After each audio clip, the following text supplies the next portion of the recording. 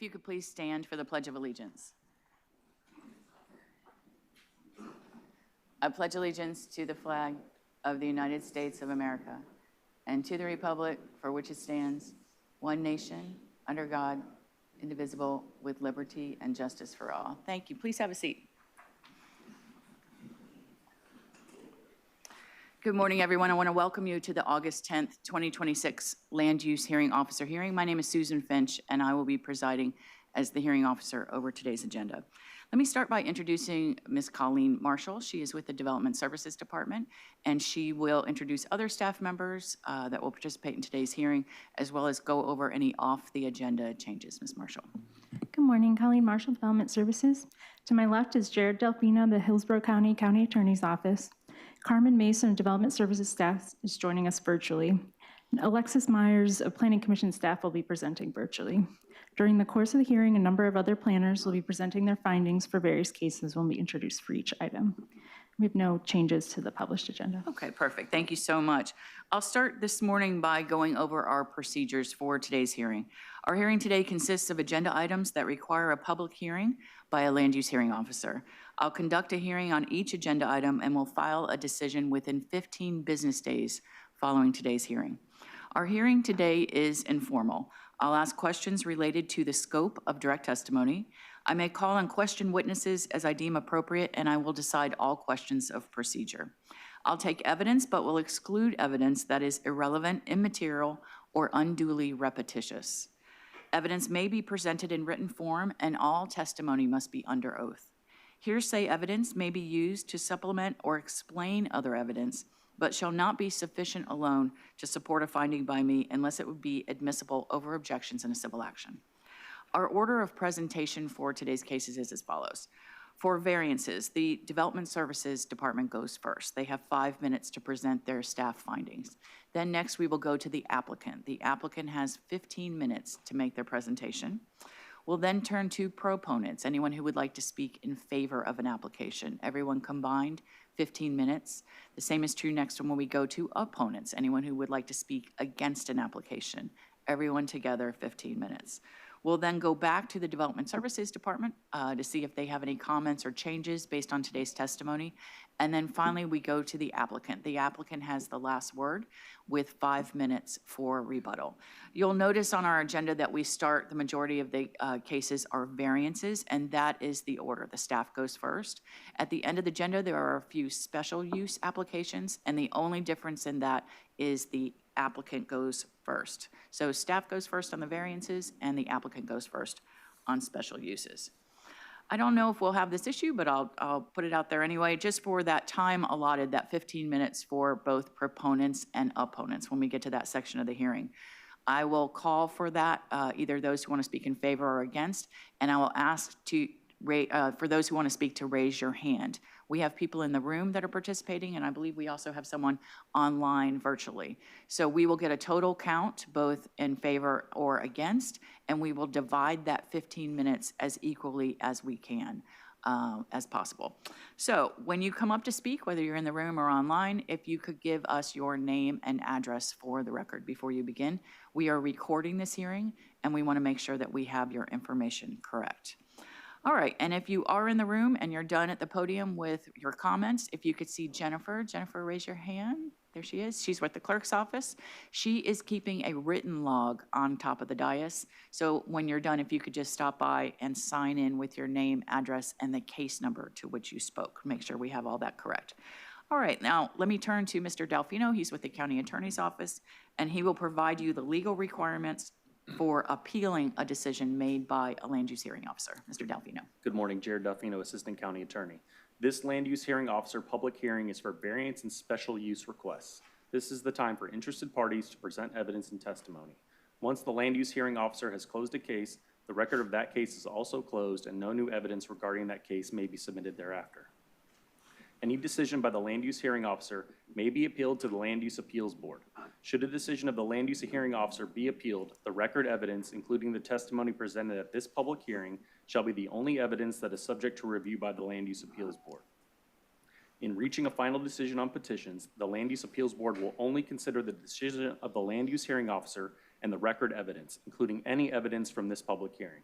If an appeal is filed, the Land Use Appeals Board hearing shall consist of oral argument by the party appealing the decision, county staff, and any interveners, each of whom may be represented by counsel. The following shall have standing to appeal a decision of the land use hearing officer or to intervene in an appeal. 1, the applicant, or 2, anyone who appeared before the land use hearing officer, presented testimony or other evidence, and is adversely affected by the decision of the land use hearing officer. It is the role of the county attorney's office to assure that no new evidence or testimony is allowed before the Land Use Appeals Board that was not presented to the land use hearing officer at today's hearing. The county attorney will recommend that the Land Use Appeals Board disregard evidence or testimony that is outside the record made at today's public hearing. Any evidence presented to the Land Use Appeals Board that is outside the record created at today's hearing could jeopardize the legality of the Land Use Appeals Board decision, and the presenter of that evidence could hurt their own cause. The safest course of action then is for you to write down any comments you make today and repeat them to the Land Use Appeals Board. Thank you. Thank you so much. I appreciate it. As I mentioned, all testimony must be under oath. So if you plan to speak today, if you could please stand, raise your right hand, and I'll swear you in. Do you solemnly swear the testimony you're about to provide is the truth, the whole truth, and nothing but the truth? Thank you so much. Please have a seat. All right, then with that, Ms. Marshall, we are ready to call the first case. Today's agenda, we have no vested rights, fee waivers, remands, reconsideration requests, which brings us to section F, site development variance request. Item F1, variance 260967, the applicant is Sean Jones. The request is a variance to encroach into the wetland setback. Staff findings will be presented by Wayne Doyen. Good morning. Good morning, ma'am. Wayne Doyen, Hillsborough County Development Services. This is variance application 26-0967. Request summary. The applicant is requesting a variance from the 30-foot wetland conservation area setback requirement, section 4.0107.b.4 of the Land Development Code.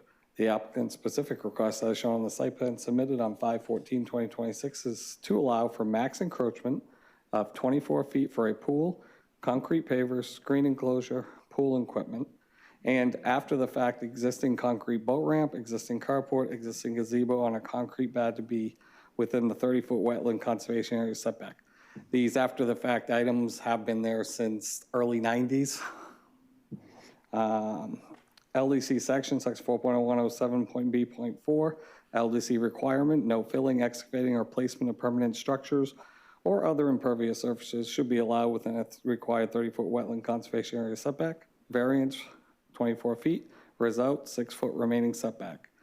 Findings, EPC approval of variance petition by Hillsborough County does not constitute a guarantee that the Environmental Protection Commission of Hillsborough County approvals, permits necessary for the development as proposed will be issued, does not itself serve to justify any impacts to wetlands, and does not grant any implied or vested right to environmental approvals. 2, a wetland setback compensation plan has been provided on the site plan dated 5/14/2026, which provides compensation plannings for the encroachment into the wetland conservation area setback. Thank you. You hit on my one question, which was when. Yes, ma'am. So the pool, the concrete pavers, the screen, those are all proposed, and then the after the fact, the boat ramp, the carport, those Correct, were all ma'am. there since the 90s. Yes, ma'am. That was my only question. Thank you so much. Is the applicant here?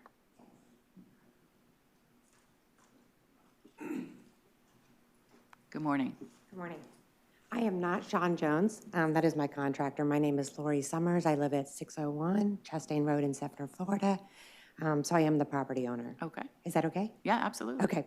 So everything Wayne said is correct, and I feel like we've taken all the steps that the county's asked us to take. We did all new surveys, the EPC, and all of the reviews that were necessary by the county. What we are asking for is just a pool in our backyard, a normal-sized pool in the backyard. It does go into the wetlands, so we are just requesting the encroachment on the setbacks, and we will take all the necessary steps.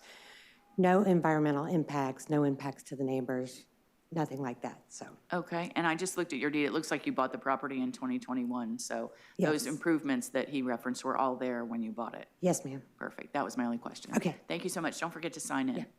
All right. Is there anyone in the room or online that would like to speak in support? Anyone in favor? Seeing no one, oh, yes, ma'am. Please come forward. While she's coming forward, is there anyone else that would like to speak in favor? Okay. Give us your name and address, please. Lori Hodges, 509 Chastain Road, Sefner, Florida, 33584. I'm a direct neighbor. I have no opposition. Okay, perfect. Well, thank you for coming down. I appreciate it. All right, seeing no one else in support, we'll call for anyone who would like to speak in opposition, anyone against this application. Seeing no one. Ms. Marshall, anything else? Nothing further. Ma'am, you have the last word if you'd like it, but you don't have to take it. Okay, perfect. Well, thank you I appreciate it. Then with that, we'll close variance 26-0967 and go to the next case. Next item is item F2, variance 26-1057. The applicant is Daryl Kurtz. The request is a variance to encroach into the wetland setback. Staff findings will be presented by Wayne Doyen. Good morning. Morning. Wayne Doran, Hillsborough County Development Services. This is variance application 26-1057. Request summary, the applicant is requesting a variance from the 30-foot wetland conservation area setback requirement, section 4.0107.b.4 of the Land Development Code. The applicant's specific request, as shown on the site plan submitted on 6/1/2026, is to allow max encroachment of 20 feet for a pool, marble decking, pool equipment, and artificial turf to be within the 30-foot wetland conservation area setback. LDC section 4.0107.b.4, LDC requirement, no filling, excavation, or replacement of permanent structures or other impervious surfaces shall be allowed within the required 30-foot wetland conservation area setback. Variance 20 feet, result 10-foot remaining setback. Findings for EPC, approval of the variance petition by Hillsborough County does not constitute a guarantee that the Environmental Protection Commission of Hillsborough County approvals permits necessary for this development as proposed will be issued, does not itself serve to justify any impact to wetlands, and does not grant any implied or vested right to environmental approvals. Findings number 2, a wetland setback compensation plan has been provided on the site plan dated 6/1/2026, which provides compensation plannings for the encroachment into the wetland conservation area setback. Thank you so much. I appreciate it. Is the applicant here? Good morning. Daryl Kurtz with Cody Pools, applicant. Yes, we're asking for a reduction from 30 feet to a 10-foot wetland setback.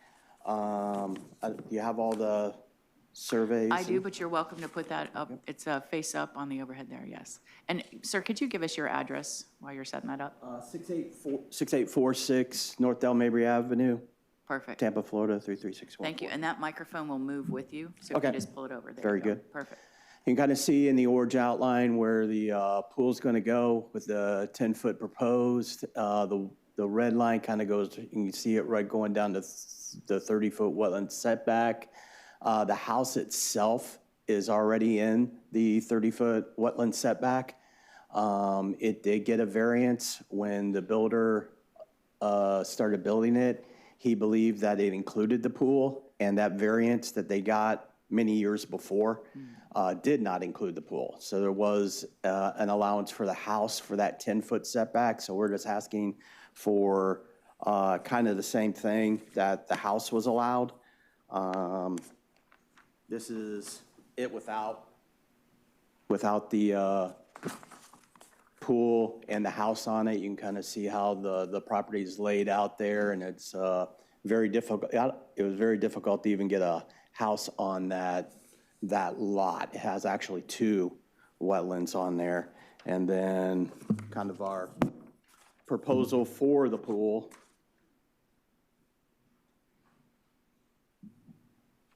You can see again that red line is where the 30-foot wetland setback is currently, and it defeats putting a pool anywhere else on that property. It's kind of got to go there. And then just the last remaining one is a picture of the current conditions out there of what it looks like. So that's the area where the pool's going. A lot of weeds and brush and that kind of stuff as of right now. And of course, we're replanting. We'll be putting necessary landscaping in there with the also watering sprinkler system so that it'll mitigate what we're taking out. Okay. Just one question. If you Sure. could put that very first graphic back up. Yes. I just, in my reading of the backup, maybe it's the scale of it versus the 11 by 17 you have, but Maybe. the. Yeah, it should be, maybe. Yeah, the, I just want to clarify the wetland setback line. So above where it says 10-foot proposed, that's the wetland line? Is that right? Yeah, yes. And then the line towards the house, that's the 30-foot setback? Yes. Okay, that's what I just Yeah, wanted yes, to point that yes. out. Yeah. Okay, that was my only question. Thank you so much. You're welcome to submit whatever documents you'd like into the record and sign in with Jennifer. Thank you very much. I appreciate it. Thank All you. right, is there anyone in the room or online that would like to speak in support? Anyone in favor? Seeing no one, anyone in opposition to this request? No one? Ms. Marshall, anything else? Nothing further. Sir, you have the last word, but you don't have to take it. All right, thank you. Then we'll close, with that, we'll close variance 26-1057 and go to the next case. Next item is item F3, variance 261102. The applicant is Shane Garvey. The request is a variance to encroach into the wetland setback. Staff findings will be presented by Wayne Doyen. Good morning. Wayne Doyen, Hillsborough County Development Services. This is variance application 261102. Request summary, the applicant is requesting a variance from the 30-foot wetland conservation area setback requirement, section 4.0107.b.4 of the Land Development Code. The applicant's specific request, as shown on the site plan submitted 6/11/2026, is to allow for max encroachment of 15 feet for the accessory structure with concrete pad to be within the 30-foot wetland conservation area setback. LDC section 4.0107.b.4, LDC requirement, no filling, excavating, or placement of permanent structures or other impervious surfaces shall be allowed within the required 30-foot wetland conservation area setback. 15 feet, result 15-foot remaining setback. Findings, EPC approval of the variance petition by Hillsborough County does not constitute a guarantee of the Environmental Protection Commission of Hillsborough County approvals permits necessary for the development as proposed will be issued, does not self-serve to justify any impact to wetlands, and does not grant any implied or vested right to the environmental approvals. Just one quick question.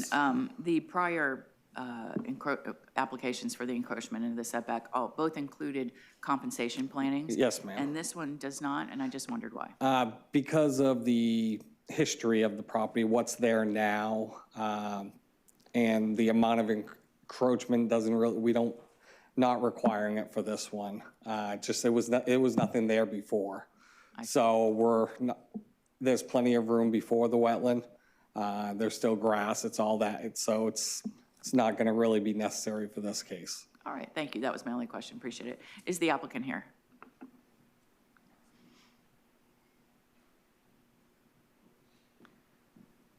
Good morning. Good morning, ma'am. How are you? Good, thank you. My name's Shane Garvey. Address is 1005 Willis Road. Like Wayne said, we're requesting a 15-foot setback, trying to put an accessory structure for storage on our property. The subject property is uniquely constrained by its existing residential configuration and elevation. Obviously, our house is on stilts. We're in a velocity flood zone. The principal residence is elevated on stilts due to the property's flood-related conditions, which limits our availability of conventional enclosure storage and garage space. As a result, our family does not have the same practical ability to provide accessory storage that is commonly available to similar situated residential properties. The proposed accessory structure is intended solely to provide necessary storage for our growing family and household needs. The proposed location represents a practical use of an otherwise limited portion of the property while minimizing impacts on the existing residents and not impacting any wetlands. I'm sure you're familiar with the limb wall line that's on our property if you've seen the variance application package, but a good portion of our property is in this limb wall line, which kind of restricts. We'd have to build a shed on stilts, and that's just not practical for what we're trying to do for our family. I'm just going to go through the questions for you, if that's okay. Absolutely. Properties within this rural residential area commonly utilize accessory structures for storage and other customary residential purposes. Due to the location of a portion of our property within the limb wall area and the property's existing physical constraints, constructing a conventional accessory structure on stilts or pilings is just going to be unpractical. Requiring the accessory structure to be constructed in a manner that accommodates limb wall restrictions would create significant and additional construction requirements and expenses and would substantially reduce practical usefulness of the structure. The requested variance will allow us to reasonably use a piece of our property that would otherwise not be useful at this time.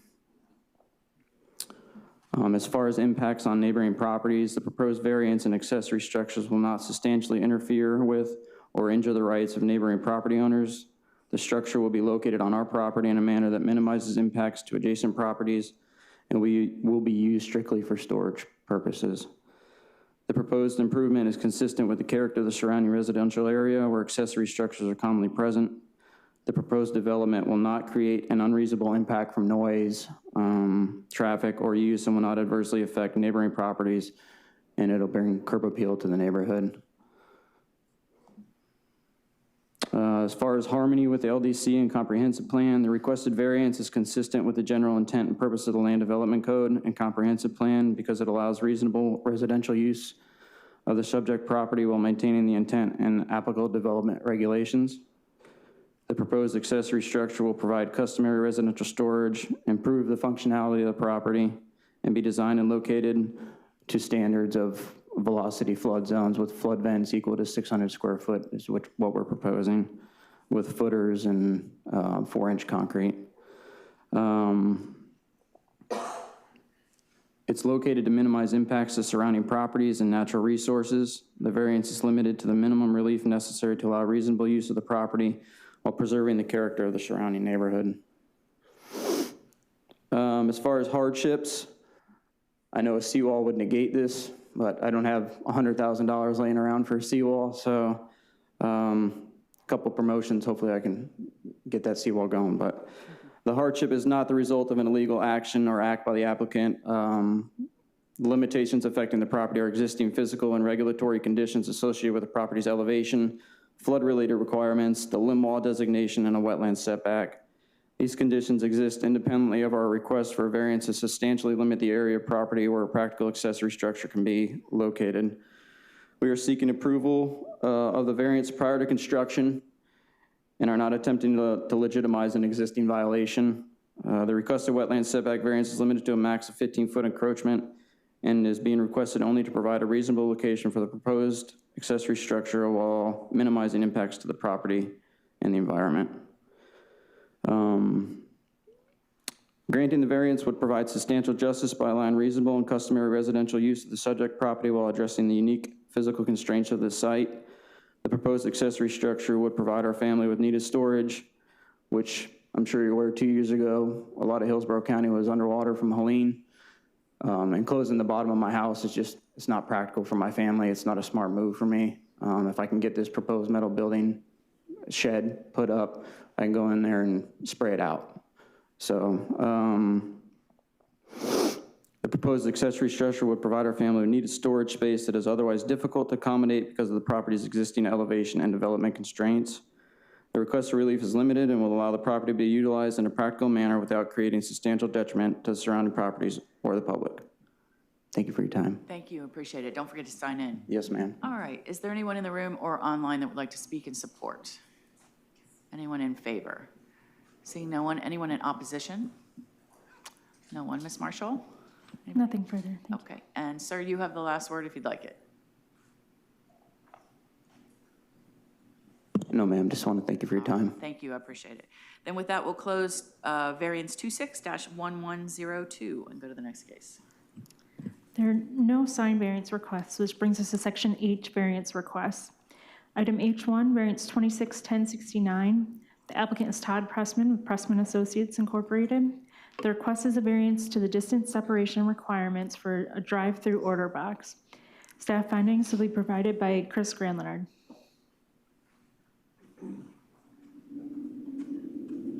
Good morning. Good morning. Chris Granlenard, Development Services. We're going to present variance application 26-1069 for a property zones commercial neighborhood association. The applicant is requesting a variance to allow a proposed coffee shop order box at a reduced separation distance from the residentially zoned property. The Land Development Code requires 200 feet of separation between a drive-through order box and a residential zoning. The applicant is requesting a 139-foot variance, resulting in a 61-foot setback from residential. The surrounding area includes single-family residential to the north, Mango Elementary School to the east, a car wash to the west, and commercial uses to the south along Dr. Martin Luther King Jr. Boulevard. That concludes my staff report. I'd be glad to answer any questions you might have. None at this time. Thank you so much. Thank you. Is the applicant here?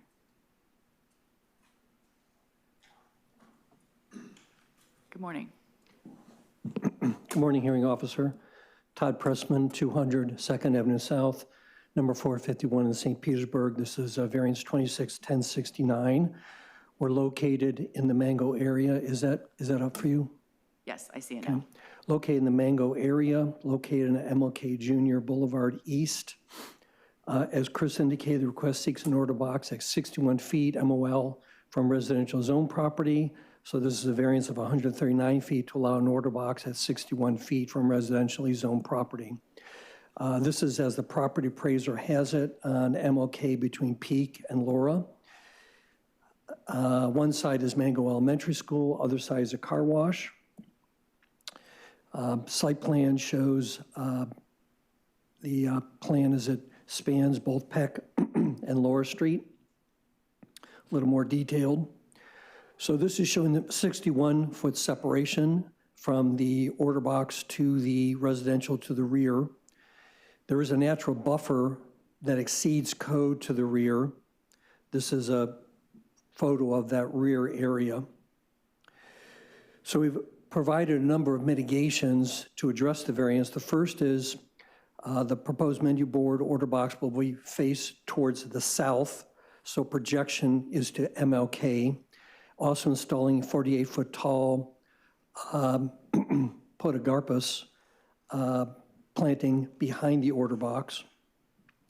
And then additionally, along the rear is a 20-foot type B, which will be a vinyl fence finished out, row of evergreen shade trees, 20-foot on center, 36-foot tall podocarpus along the fence line. But as is the policy of the county now, if the buffer exceeds the standards of what's required in the buffer area for screening, then the natural vegetation will remain. So what I've shown you is that what's proposed will be provided, or it will be much higher, or it will be much dense, or it will be both. Look at zoning, which reflects the uses on both sides along MLK. Is obviously an intensive corridor of CN and CGs. And on the future land use categories R9, which includes neighborhood commercial uses. On MLK is a very busy roadway, of course. I have it at 44,000 average vehicle daily trips. Also just checked online. We've done, of course, the required mailing and the large yellow signs. We sent out 19 notices. There are no letters or emails that are on file as of this morning. So that way, request your attention, review, and consideration. Thank you. All right, two quick questions. One was, I just couldn't tell the dimensions of this property. It looks like it perhaps is not even 200 feet deep, perhaps. I don't see that on your plan. And I can put the math together based on the setbacks you've shown, but I just wondered if you knew that. I don't have that immediately available. Okay. And then the second is, it looks like you were cited, the property was cited by code enforcement. That box is checked on the information sheet, and I just wondered what that was for. I should be aware of that, but I'm not. I can look it up and report that to you in a few minutes. Okay, we'll come back around at rebuttal and see if you can Okay. find it. Perfect, thank you so much. All right, is there anyone in the room or online that would like to speak in support? Anyone in favor? Seeing no one, anyone in opposition? All right, Ms. Marshall, don't go far, Mr. Pressman. Nothing further. Okay, and then we're back to your time for rebuttal, if you can find that.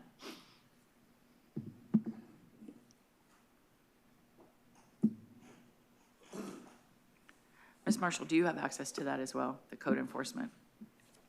I mean, perhaps, I was just wondering if it's an error in the application. I'm in the process of pulling up on optics.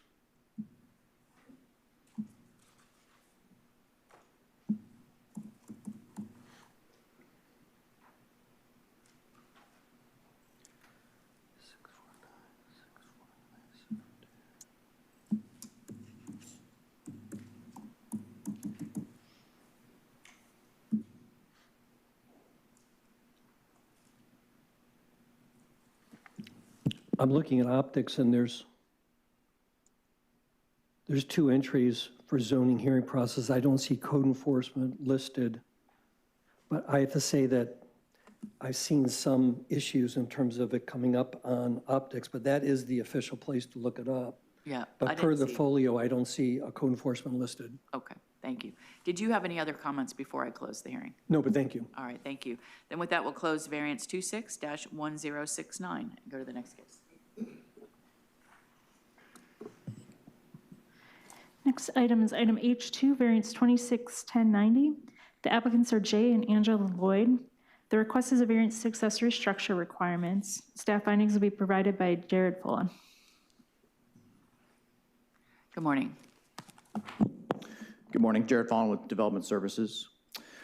So this is a request for a variance to accessory structure requirements for an existing accessory structure on a property zoned AS1.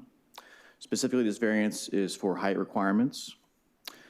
Section 611.4.b, it states accessory structures shall not exceed 15 feet in height except where the accessory structure meets the primary structure setback.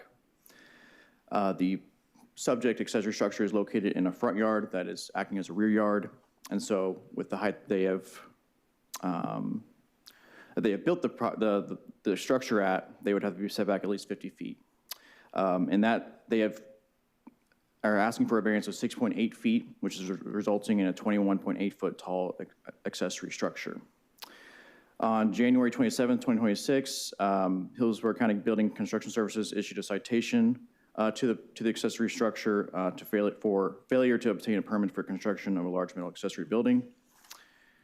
And that concludes my presentation. Happy to answer any questions. Just a quick one. Just walk me through. So in the staff report, it says if you have an accessory structure that is that exceeds 15 feet, then that meets primary structure setbacks, which would be 50 feet, correct? Correct, yeah. And so the existing accessory structure is 21.8 feet tall, is that correct? Yes. Then would they not need a setback variance? So we've handled it both ways in the past, so it could be either or. So if we went with that way, they would have to be set back 36 feet. Right. That would be the variance for that, but we've handled it both ways, and it's just, So it's a staff interpretation that you either permit the height that is in excess or the setback? correct, But yeah. I guess, okay, so this is kind of all encompassing to say it's 21.8 feet and. Yeah, because if they get the height variance, then there's no issue with the setback, and, Okay. vice versa. All right. That was my only question for staff. Thank Okay. you so much. I Thank you. appreciate it. Is the applicant here?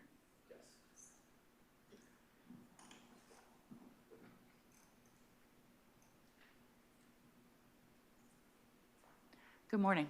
Morning. How are you? Good, thank you.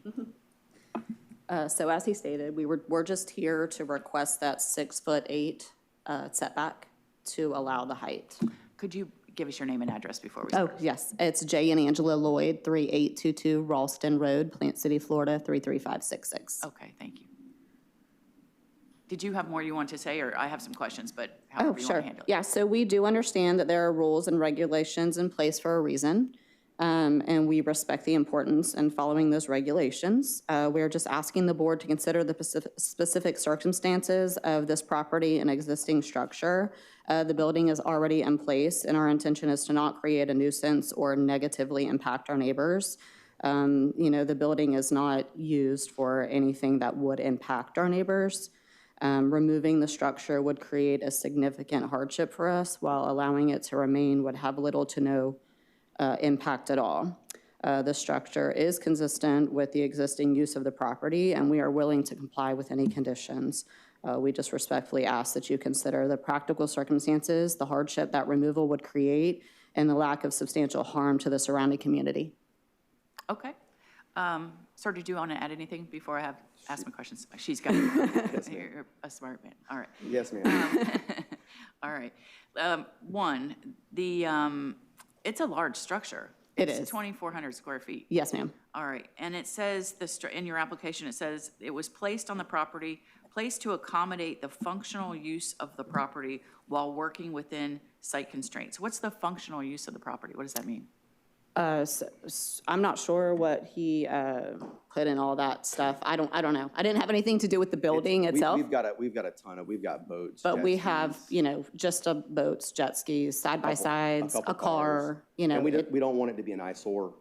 We don't want it in the weather either, but we don't want it to be an eyesore to the neighbors. Okay. We don't want a bunch of stuff, littered Yeah, we in would the just yard, rather have it in the shop. put in the shop. It matches the home. It's not. Yeah, it's perfect. It's color match. When you pull down our driveway, you can't even see The structure. the structure.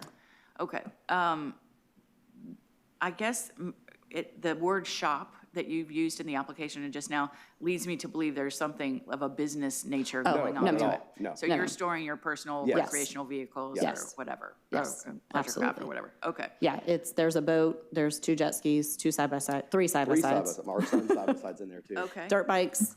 All right. And then somewhere I read there's a well and septic. There's a drain field on the property, that was one of your reasons for putting it in this location. Yes. But I don't see it where that well and septic are on your site plan. Yes, so it doesn't show on mine either, but if you're looking at the sketch. If you want to put that Sure. on the overhead and then bring that microphone over to you, and you can point to it and show me. Kind of show it. Okay, so if you see the, where it says rear of the home, that is actually the front of our home. Okay. When you come down the driveway. So our field and septic is right here in this area. All right. Perfect. All right. All right. I don't think I have any other questions, unless you had anything else you wanted to add. We just had some letters from neighbors that were, in support of our request. Okay. So I do have those too. You can submit those into the record when you sign in. Okay. And they'll be a part of it. So you Perfect. just need to put your name on the record. Okay, Yeah, I'm Jay Lloyd, 3822 Ralston Road, Plant City, Florida, 33566. Okay, thank you so much. Thank you. Appreciate it. thank you. All right, then with that, we'll call for anyone who would like to speak in support. Anyone in favor? Seeing no one, anyone in opposition to this request? No one. All right. Ms. Marshall, anything further? Nothing further. Okay. Then, Mr. and Mrs. Lloyd, do you have anything else you'd like to add before I close? Okay, thank you. Then with that, we'll close variance 26-1090 and go to the next case.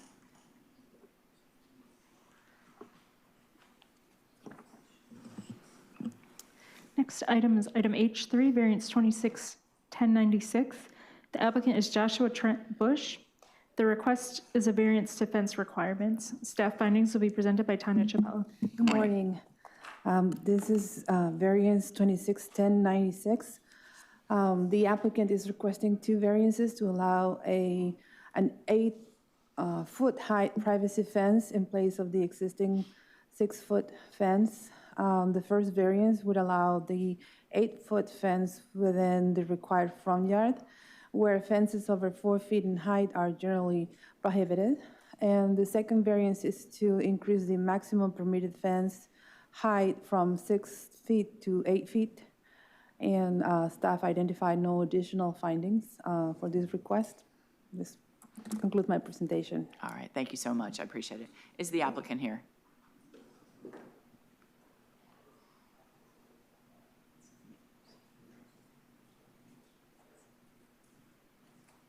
Morning. Good morning. Allison Skull, 2804. Could you give us your name one more time? I'm sorry. Sorry, Allison Skull, 2804 Kimmy Tree Lane, Valrico, Florida, 33594. Thank you so much. Do you wanna- Joshua Trent Bush, 2804 Kimmy Tree Lane, Valrico, Florida, 33594. Thank you. Thank you. Good morning. My name is Allison Skull, and this is my husband, Joshua Bush. We are requesting a variance to allow an 8-foot privacy fence rather than the normally permitted 6-foot fence around our property. We're not asking for an 8-foot fence because we simply prefer a taller fence. We're asking because of a combination of circumstances that are very specific to this property involving privacy, security, repeated trespassing, and ongoing boundary issues. We believe the additional 2 feet is a reasonable and relatively minor accommodation that would make a substantial difference in our ability to safely and peacefully enjoy our home. I want to explain those circumstances in 3 parts: the loss of privacy surrounding our property, our documented security concerns involving neighbor number 2, and the continuing boundary and privacy issues involving neighbor number 1. First is the privacy. When we purchased our property, I was still serving on active duty station in Maryland. We were unable to physically tour the property before going under contract and relied on a video walkthrough provided by our realtor.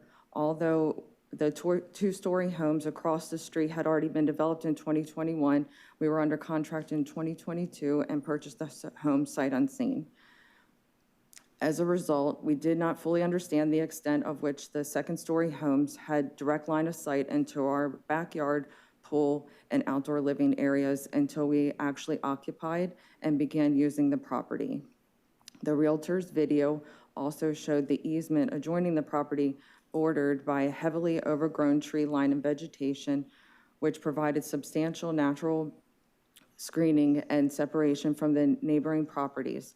After moving in, we learned that the vegetation had become so overgrown that the delivery vehicles were unable to properly travel down the easement. We regionally trimmed and landscaped the easement to make it safely accessible for delivery and service vehicles. In doing so, the extent to which that overgrowth had also functioned as a privacy barrier became apparent. We are not seeking to recreate an unsafe or inaccessible condition by allowing the vegetation to become overgrown again.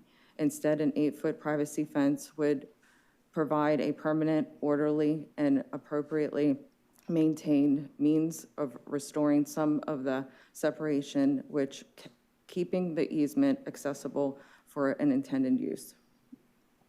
The second issue involves neighbor 2 behind us, whom neighbor behind us, whom I will refer to as neighbor 2. Our concerns involving neighbor 2 actually began the very first night I arrived at the property after closing. At that time, I was still on active duty, stationed in Maryland. I flew to Florida, arrived at the house at approximately 2 a.m. After a long day of work and then travel, the house was completely empty. I was in the back bedroom when I suddenly heard someone yelling, "Hello, hello." I had no idea who was in the house and why they were there. I came out and encountered a man I had never met before. He explained that he lived nearby and that this house had previously belonged to his grandmother. That was my introduction to neighbor number 2. During that conversation, he began telling me remarkably detailed information about people living in that area, who lived in particular houses, whether they had children, and even things they watched on television. I found that level of knowledge concerning people he had indicated he had not personally known and extremely unsettling. At that point, however, I treated it as an uncomfortable first encounter and hoped it would be an isolated incident. Unfortunately, it was not. Our security cameras began documenting neighbor number 2 repeatedly entering our property without our permission. We have video of him walking around our home, approaching our windows, our doors, and looking inside, sometimes without clothes from the waist down. This eventually became serious enough that we had to contact Hillsborough County Sheriff's Office.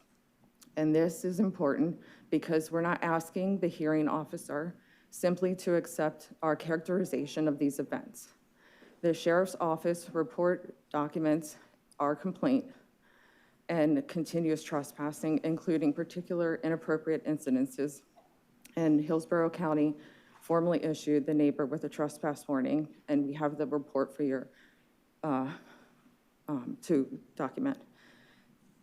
Then I would transition to overnight easement activity Although we understand that lawful use of the easement is not trespassing, our cameras continue to record neighbor number 2 immediately adjacent to our property at concerning hours, sometimes between 1 and 4 a.m. in the morning, including occasions when he is carrying a 5-gallon bucket. Our camera recordings are available for review if you wish. Given the documented history of entering our property and looking into our windows, that activity understandably contributes to our desire for greater visual and physical separation from the easement. There are also documented incidences of violence occurring immediately nearby involving neighbor number 2. The Second Sheriff's Office Police Report, which we have with us today, is an incident classified by Hillsborough County as an aggravated battery. According to the deputy's report, neighbor number 2 and his brother-in-law became involved in an argument that became physical, and neighbor number 2 suffered a fractured humerus. We have this report as well for your filing. We are not asking the board to resolve our disputes or make judgment about our neighbors. I'm explaining why, given what has occurred immediately around our home, we have legitimate concerns about security and why greater physical separation from our surrounding properties is important to us. The third issue involves neighbor number 1, who lives on the opposite side of us and is neighbor number 2's uncle. Our home was formerly his mother's home. Since we purchased it, we have repeatedly experienced behavior that has made us feel as though our property is still viewed as part of the family's property. One of the most significant examples involves the property boundary. A prior survey had identified an encroachment involving neighbor number 1's fence after we purchased the property. Resolving that issue became our responsibility. The encroachment was substantial. Apparently, approximately 300 feet and extending as much as 15 feet onto our property. After months of trying to resolve it, we have now spent over $3,000 of our own money to reestablish and recover the use of our property. Even after this, portions of neighbor number 1's fence and sprinkler system still remain on our property. We have also experienced continued involvement in matters concerning our property and easement. Neighbor number 1 has contacted us in regarding the speed to vehicles using the easement, even though his residence has a separate driveway and he does not rely upon our easement for access. More recently, after we had a concrete truck performing work at our home, our cameras recorded him driving down the easement, stopping in front of our home, and looking in our yard to see what work we were having done, and turning around and leaving.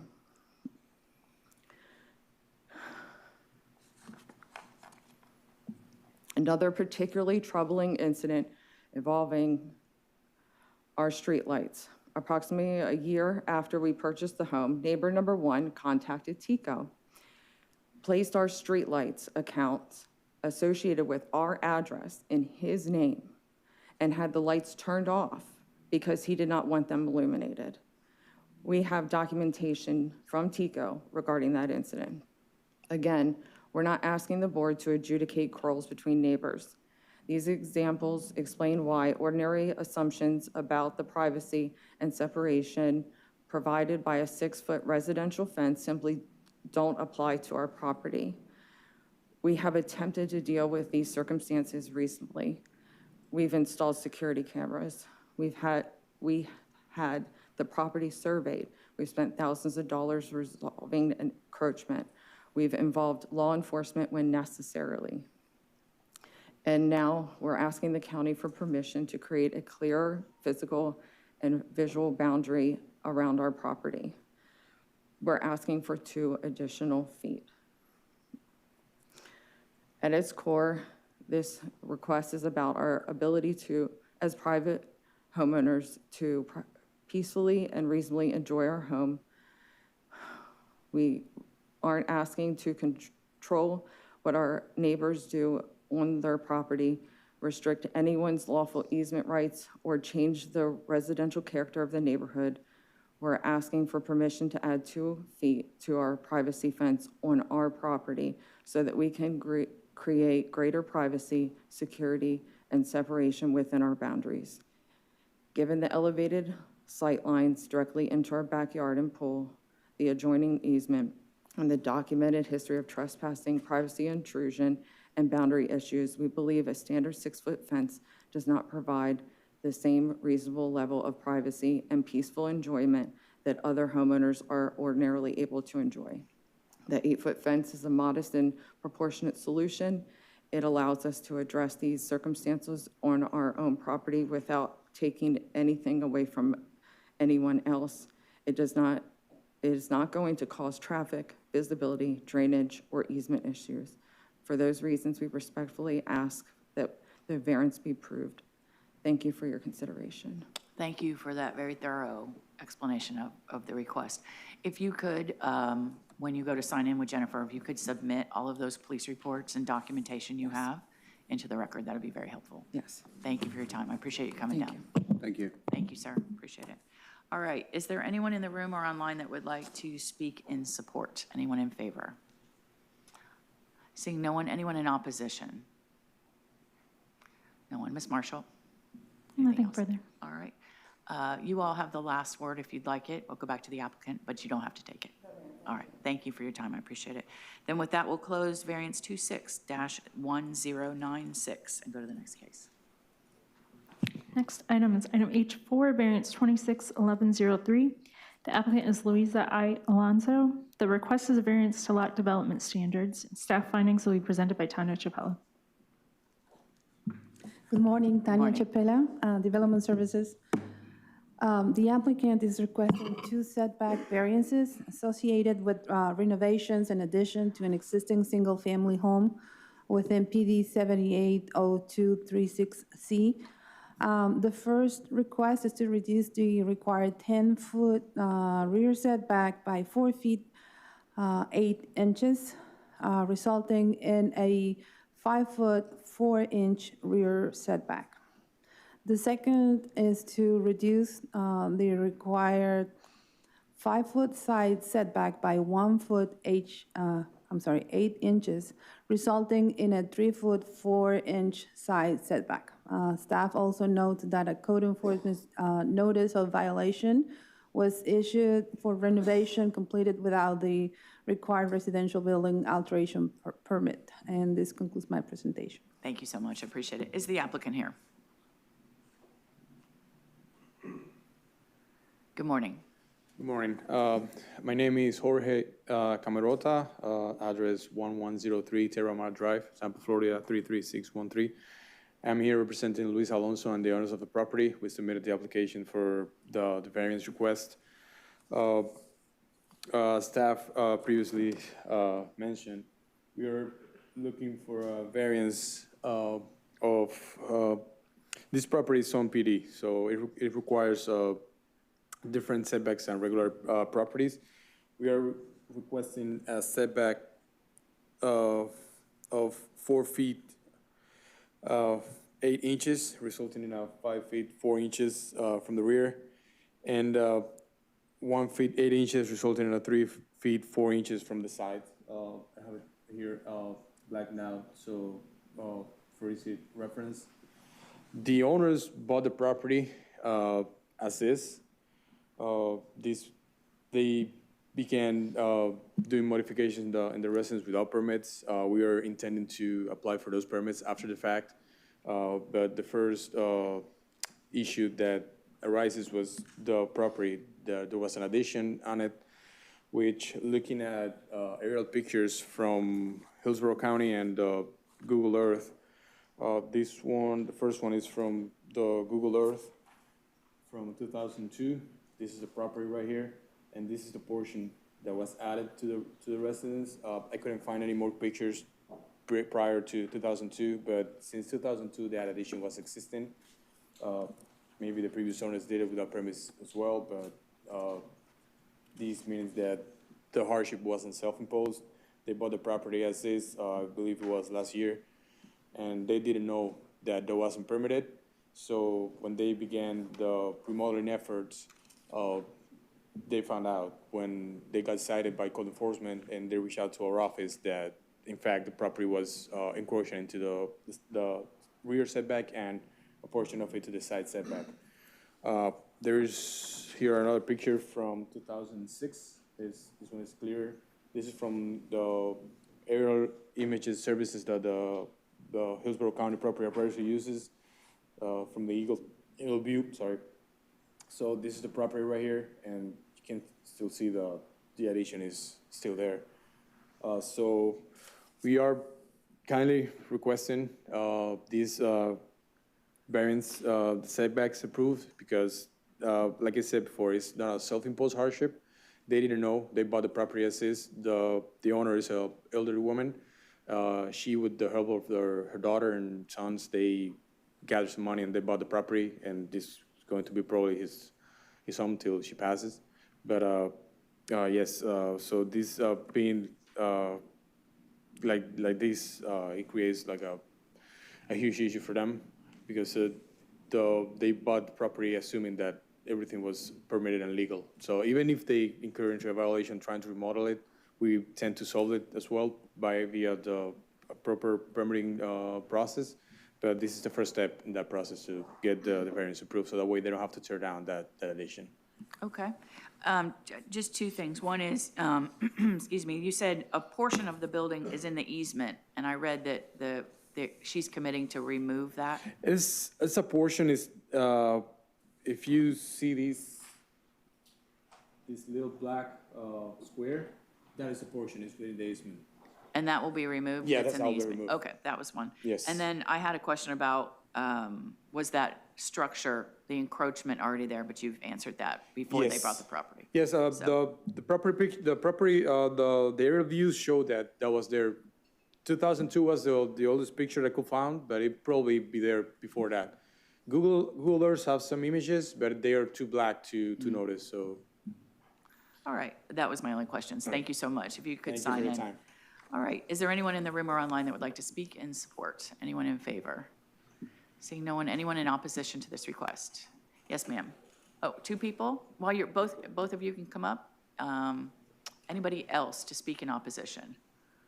All right, so Jennifer, three? Okay, so we'll do 5 minutes apiece, but you can apportion it however you want. Good morning. It might be a little shorter. Okay. Good morning. Thank you. My name is Maria Chacho. My address is 17308 Preakness Place, Odessa, Florida, 33556. I own the property adjacent to 8403 Seven Coast Court, which is 8401. I've owned the home for 47 years. That home has been a single-family home located in the Deerfield subdivision, which is a very tiny community of single-family homes. My house sits in a small cul-de-sac. The owners of 8403 Seven Coast Court, when they purchased the home, were doing remodeling, which is very nice that they remodeled their home to make the neighborhood better. But when I made conversation with the new owners, I was informed that they're going to be adding an apartment in the back of the house. My house, 8401 Seven Coast Court, is now a rental for me. And my tenants are having extremely hard time with all the people that are living in the house at 8403. There is now an additional AC unit added to the house. There is an added side entrance door as well, making that another unit to be lived in. They've transformed the home into a multifamily residence. My tenants, as I have mentioned before, have encountered traffic and parking issues due to the additional people living at 8403. Cars are parked on the easement and grass, which affects my tenants from comfortably pulling in and out of the driveway. I took some pictures I'd like to share. This is the picture from my house, and that is the car where you see the black car. This is how they park their car. that tenant informed my tenant that the owners do not want them to park on the grass. So getting in and out is a little bit uncomfortable for these people and could cause a little minor fender bender if you're not careful. Currently at 8403, there are 4 cars. And I have a picture of that as well. Except one car is missing. Oh, I'm sorry. Okay, as you can see, those 3 cars across the house, that is 8403. The driveway is empty because the additional car, I believe, is getting fixed, so it's not there. Again, single-family home neighborhood, a cul-de-sac. I'm in the middle of the cul-de-sac. Everyone there in that cul-de-sac, with the exception of 8403, has 2 cars. In addition, now that the sign for the meeting for the board has been put up on the property, they moved the car, but as you can see, the grass has been growing tremendously. But on my side of the grass, we've been cutting it. There's no excuse for that. And I know that's not part of what this hearing is about, but like I said, I've owned the home 47 years, never had an issue with anyone there. We knew the previous owners had lived there over 30 years, Barry and Barbara Miller. And I just also want to show you a picture. Would like to show you a picture of the side of the house that was taken. You'll see an AC unit there and the additional one up here. That's the additional unit added, plus the side door, which has created that additional living area. More people in a very small and tight area. I just would like to say to everyone that, you know, I want my house to remain as a single-family home. I rent it out to a couple with their little daughter, no additional cars. But again, people that are coming in and coming in and out, they can't even have visitors at their house.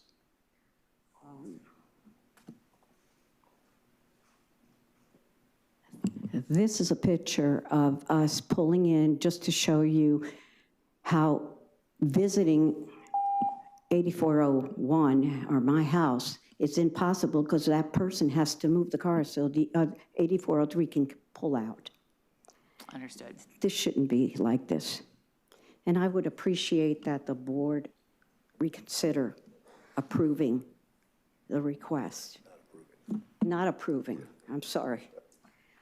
I'm a little nervous because I've never had to do something like that to protect my property. No one's watching, it's okay.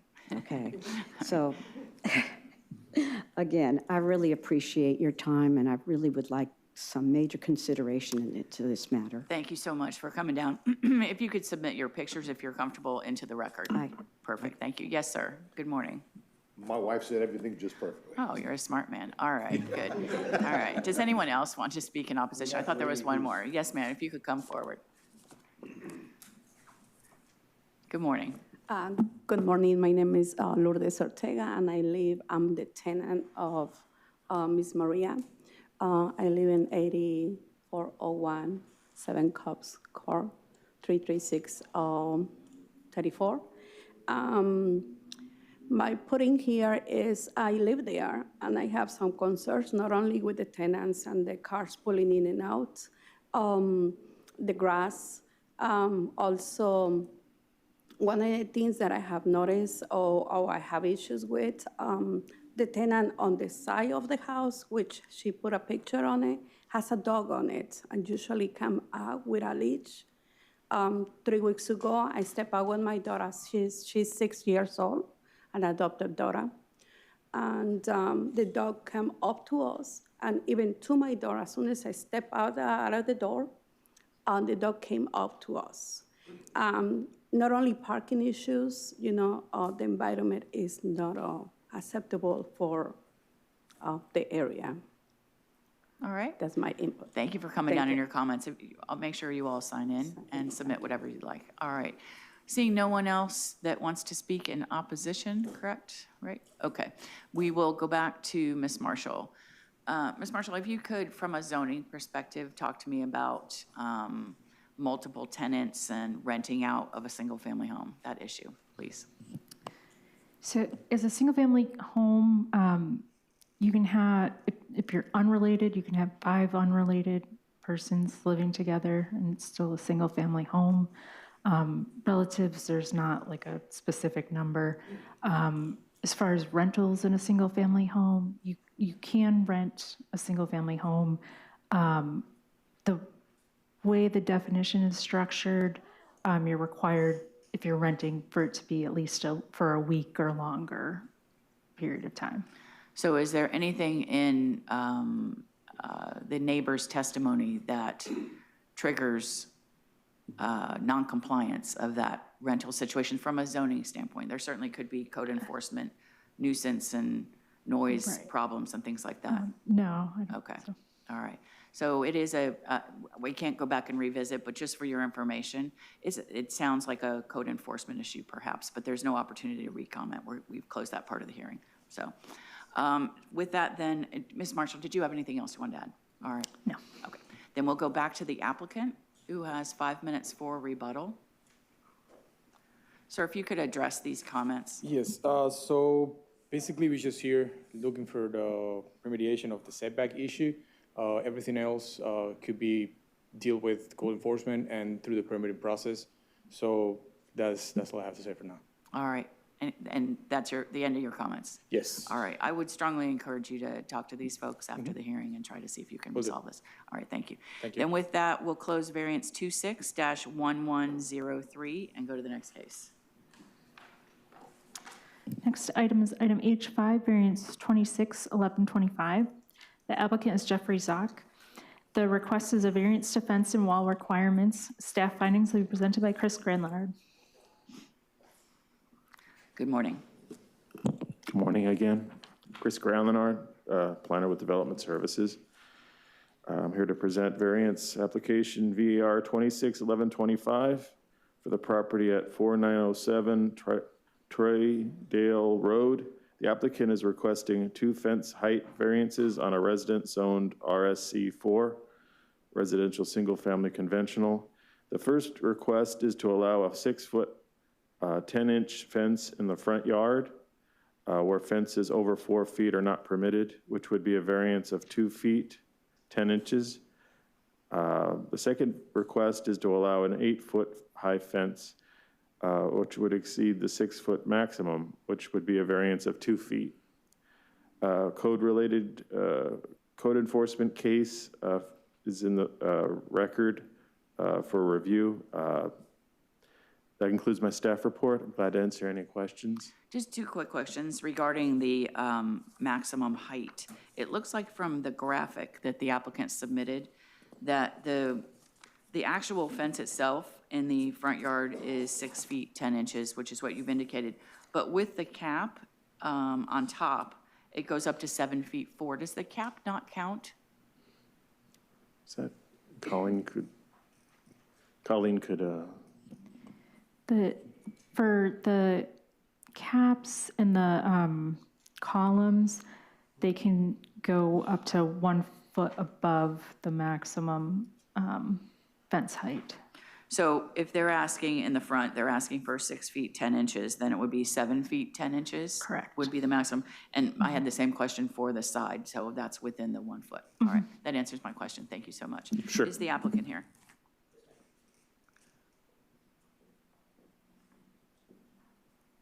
Good morning. Good morning.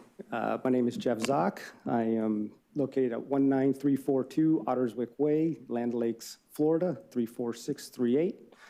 And good morning. My name is Tori Taylor. I'm the attorney for the property owner. My address is, I'm with Phillips Hayden and Labby. Our address is 150 2nd Avenue North, Suite 1200 in St. Petersburg, Florida, 33701. Thank you. Thank you. Yes, as stated, we are looking to get approval on a setback or height requirement for the front yard fence to 6 feet 10 inches and the side yard of 8 foot, so 2 feet for the side, 2 feet 10 for the front. To your question you just asked a moment ago, our fence height is the 6'10", and then the columns will be they probably won't go a full 7'10", but they will be a little bit higher than the main fence on both sides. Okay. The main reason for this variance request is the owner is looking for a more secure buffer between the front and side properties.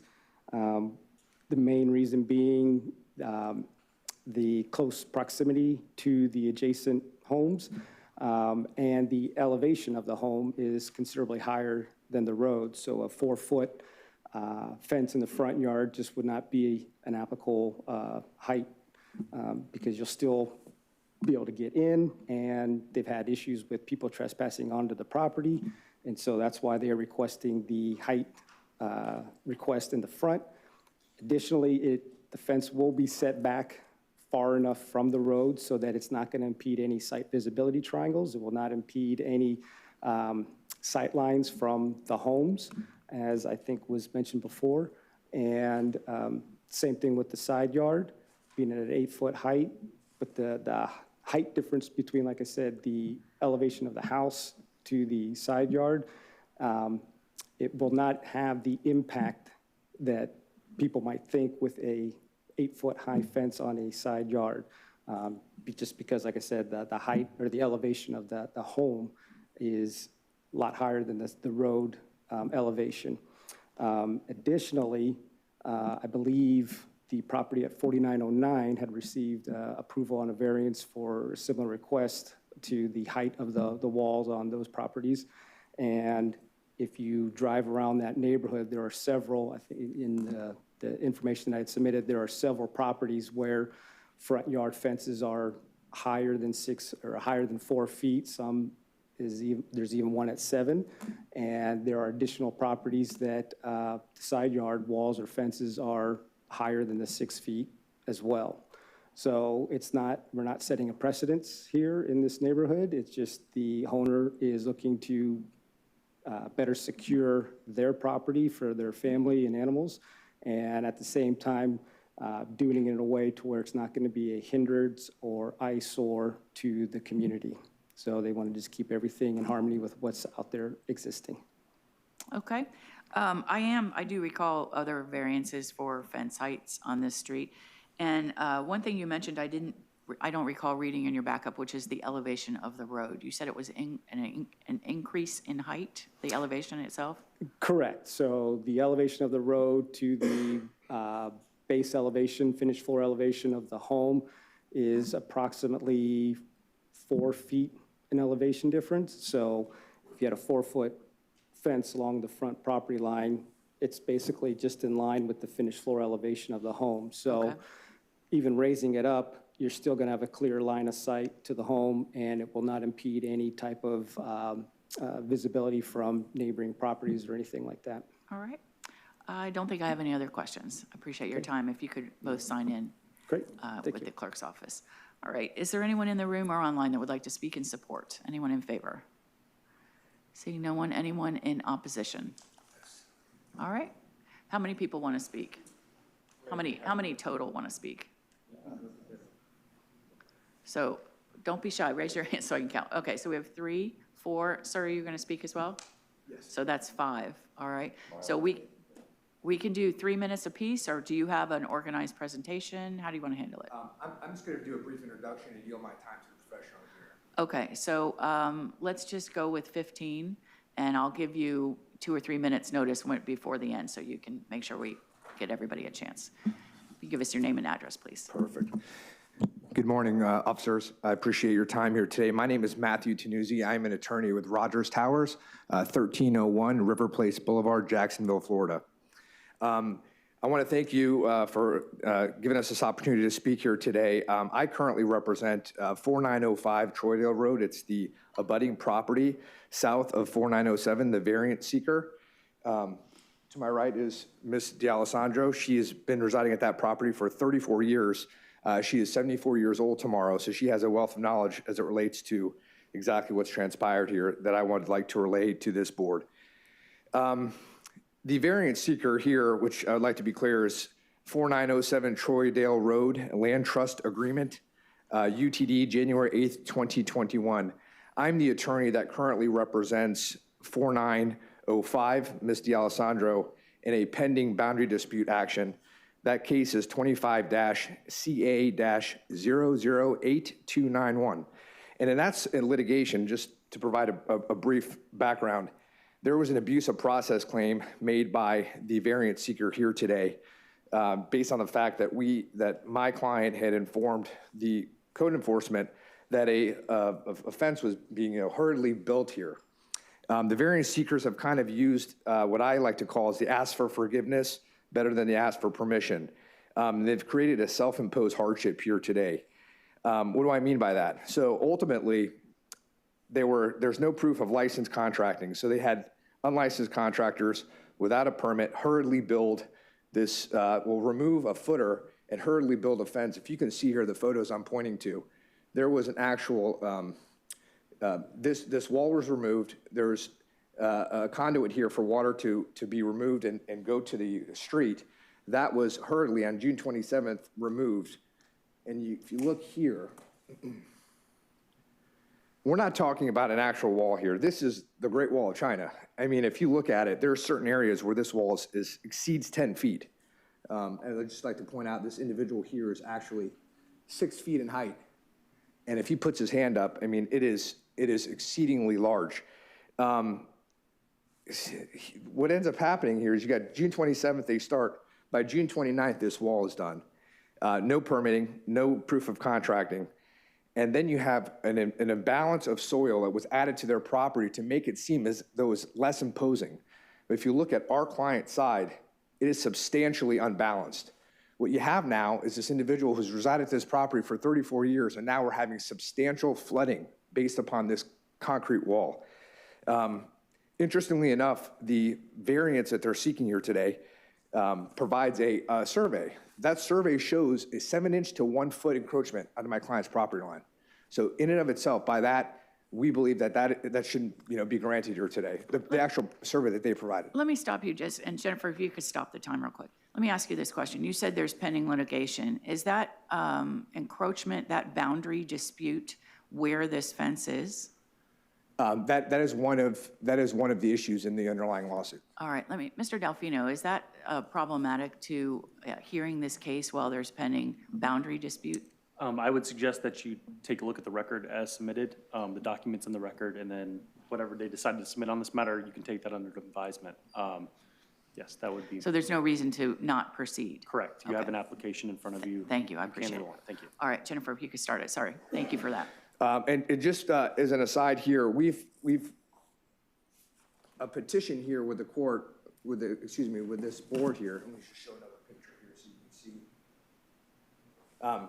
We have 21 individuals who have signed an opposition here, and they're all willing to testify today. 3 notable individuals. I have Andre Slintak to my right. He's a professional engineer in the state of Florida. He is our expert in the underlying matter. He has over 20 years of experience. He's been designated as a expert. We also have Jan Miller of Miller Construction. He's a 40-year class general aid contractor who lives next door. He's actually watched this wall come up in real time, and he has a substantial amount of knowledge as it relates to, he's a contractor, and he's come here today to actually speak to everyone. We also have Timothy Trevor, he is a 31-year professional engineer. He's also going to opine as to instability of that wall. If you look at that picture, and we'll provide this to everyone here, the wall is completely unstable. It's not built according to the plans. The permit application does not match the drawings, and there's substantial issues with the actual construction. So with all of that being said, I'm going to yield my time to Mr. Slintak, the professional engineer. All right, you've got about 10.5 minutes left. Yes, ma'am, thank you. My name is Andre Slintak. My place of business is 7100 West Camino Real, Boca Raton, Florida. I've been licensed as a professional engineer in the state of Florida for more than 20 years, and I've been recognized by the Florida board as a designated structural engineer. Mrs. D'Alessandro has retained me to consult, prior to that, I've consulted on hundreds of matters with landowners, contractors, municipalities, in federal circuit, county small claims, and in front of local magistrates. The applicant's request is creates a civil trespass onto Ms. D'Alessandro's private property. Their proposal and their design is structurally unstable. There's also, it's a malicious placement of an accessory structure. There's been unpermitted topographical alterations as a result of what the applicant is seeking to do, and all of this creates self-imposed hardships. The applicant is asking for retroactive relief to legitimize illegal and trespassing construction. However, the application's in direct violation of the county's own land development code. Section 110402B states that the situation sought to be relieved by the variance does not result from an illegal act or result from the actions of the applicant creating a self-imposed hardship. This is exactly what's happening here: violation of law and self-imposed actions. Hillsborough Municipal Code 8-1, which refers to the Florida Building Code, therein Section 105. The applicant has built an unpermitted structure and has illegally altered and adversely impacted the private property of Ms. D'Alessandro. Any hardship that the applicant now faces regarding moving this violation is entirely self-composed and is the result of a legal act. The applicant desires to construct a wall for which the proposed wall is shown in the applicant's plans does not match what was submitted for the building permit. The building permit application indicates that they are requesting a 30-inch high CMU wall with a 42-inch ornamental railing on top of that, which equates into a 6-foot 8-inch wall. On the side wall, their permit application for the building department indicates that they are requesting to build a 6-foot high privacy grade, with step downs. As we've seen in the previous photos, the wall is substantially more than 6 feet, and in fact, their CMU blocks are 8 inches high. There's at least 13 courses of blocks, which puts the top of the flat portion of the wall at 8 foot 8 inches. Plus then above that, you have the cap of these columns, which brings it approximately up to 10 feet. The survey attached in the variance application specifically indicates that CMU walls proposed to be constructed on Ms. D'Alessandro's private property.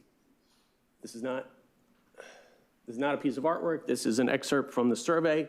This line here indicates the property boundary of the applicant facing Troydale Road. This circle here indicates the corner of the property, and then this black line here indicates the south property boundary of the applicant. The plans that they submitted for the building permit indicate that the corner column of the wall is encroaching onto Ms. D'Alessandro's property. In addition to that, the CMU wall portion is wholly shown to be fully onto Ms. D'Alessandro's property without easement, permission, or any other legal instrument. The walls, having already been partially and illegally constructed, are substantially more than the 6 feet high required by the code. And you can see here, this picture here is right at the corner. Where my finger is pointing is where the corner of the property is. This is a portion of the wall that was already partially constructed. And I don't know how that gets onto the screen. We need to see your graphic. How do I don't know. You don't. HTV is going to do that. Hang on one second. Can we stop the time? Yeah. Yes. Thanks. Oh, I'm sorry. I was blocking the camera. Yeah. Oh, there we go. So this is the end of the wall shown partially constructed. There are 11 blocks high, which puts it at 7'4". And then as you go further down the wall steps up and gets higher. And there are portions of the wall that once the capstones are created, you'll see that it will, at the steps, the top of the wall will substantially be well above 6 feet, and in fact, approximately 10 feet. The applicant may claim that there are some pre-existing walls that were present. Circa 1985, Hillsborough Land Development Code declares any fencing erected prior to April 15th, 1987 is non-conforming. An attempted reconstruction on top of such a wall, therefore, is non-conforming and in violation. The hardships claimed are security and privacy. There's limited frontage width, crime deterrence.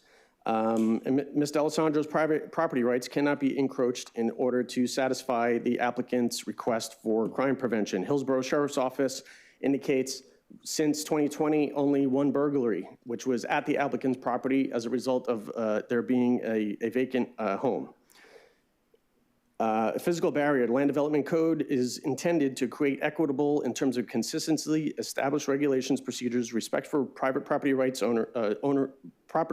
private property owners' rights, and consideration of the interests of Hillsborough County. The Land Development Code is not intended to be a security enforcement code. Security concerns of one property owner do not trump the private property rights of another owner in terms of civil trespass of creating a structure outside of their property.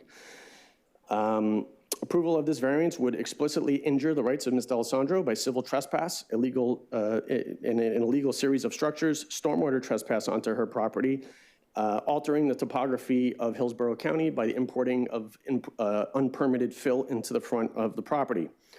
The applicant indicates that the variance is in harmony with the intent of the Land Development Code, and that is not correct because the walls are above what is maximally allowed by the Land Development Code. The narrow width of the lot is something that was open and obvious, and knowingly the applicant purchased the property and presumably without duress. There's no basis for hardship and with direct knowledge of there being a narrow lot prior to purchase. The applicant indicates that justice will be served. However, their version of justice is that justice will be served at the expense of Ms. D'Alessandro's private property ownership rights. A little less than 4 minutes left. Yes, thank you. The Florida Building Code, any authorized agent who intends to construct, enlarge, or alter, repair, demolish, or change the occupancy of a building shall first make application to the building official. That was not done. It's an illegal construction and in trespass of what the property boundaries would show, and we're going to offer.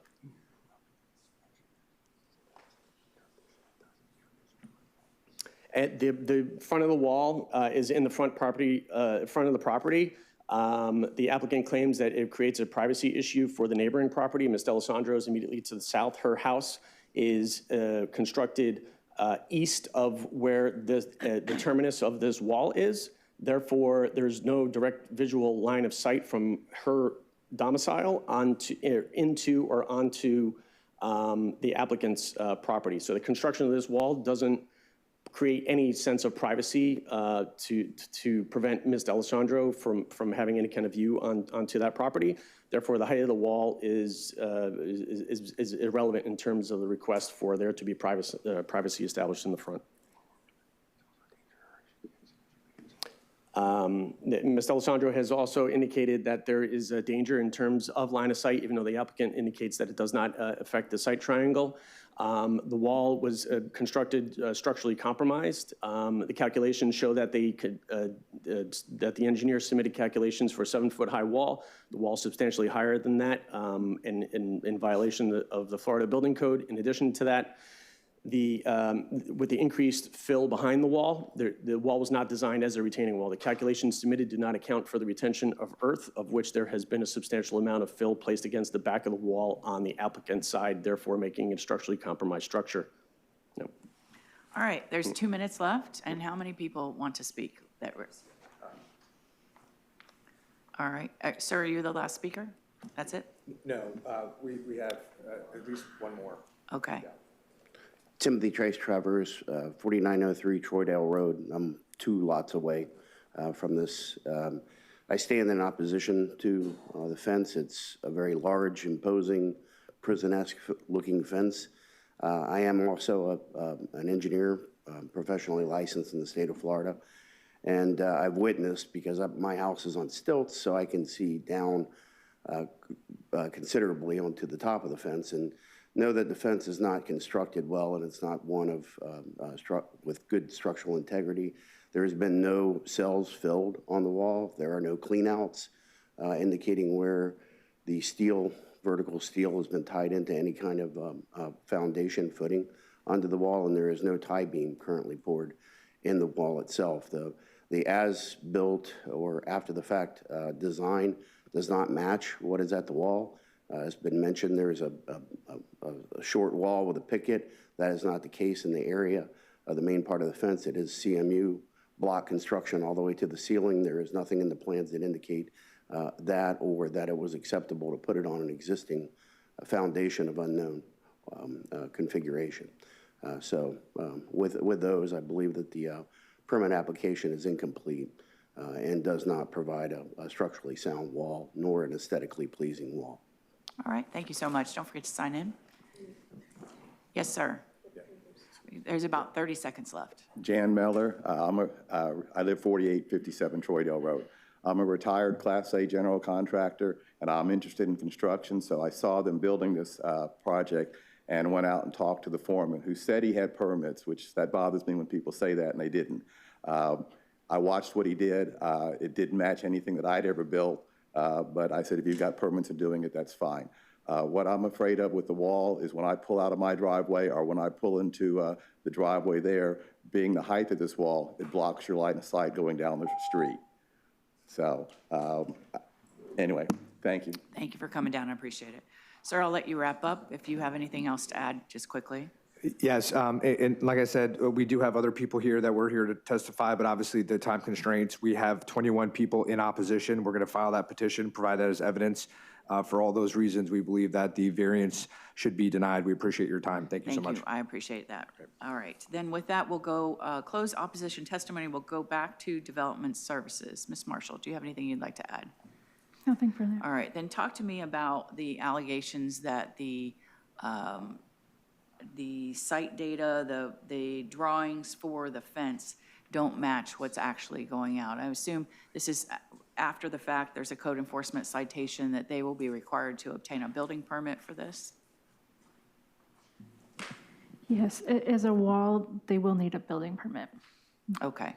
So if they are, and I do believe, right, there is a code enforcement violation for this, that they will be required to have it fully inspected and so forth before they could proceed.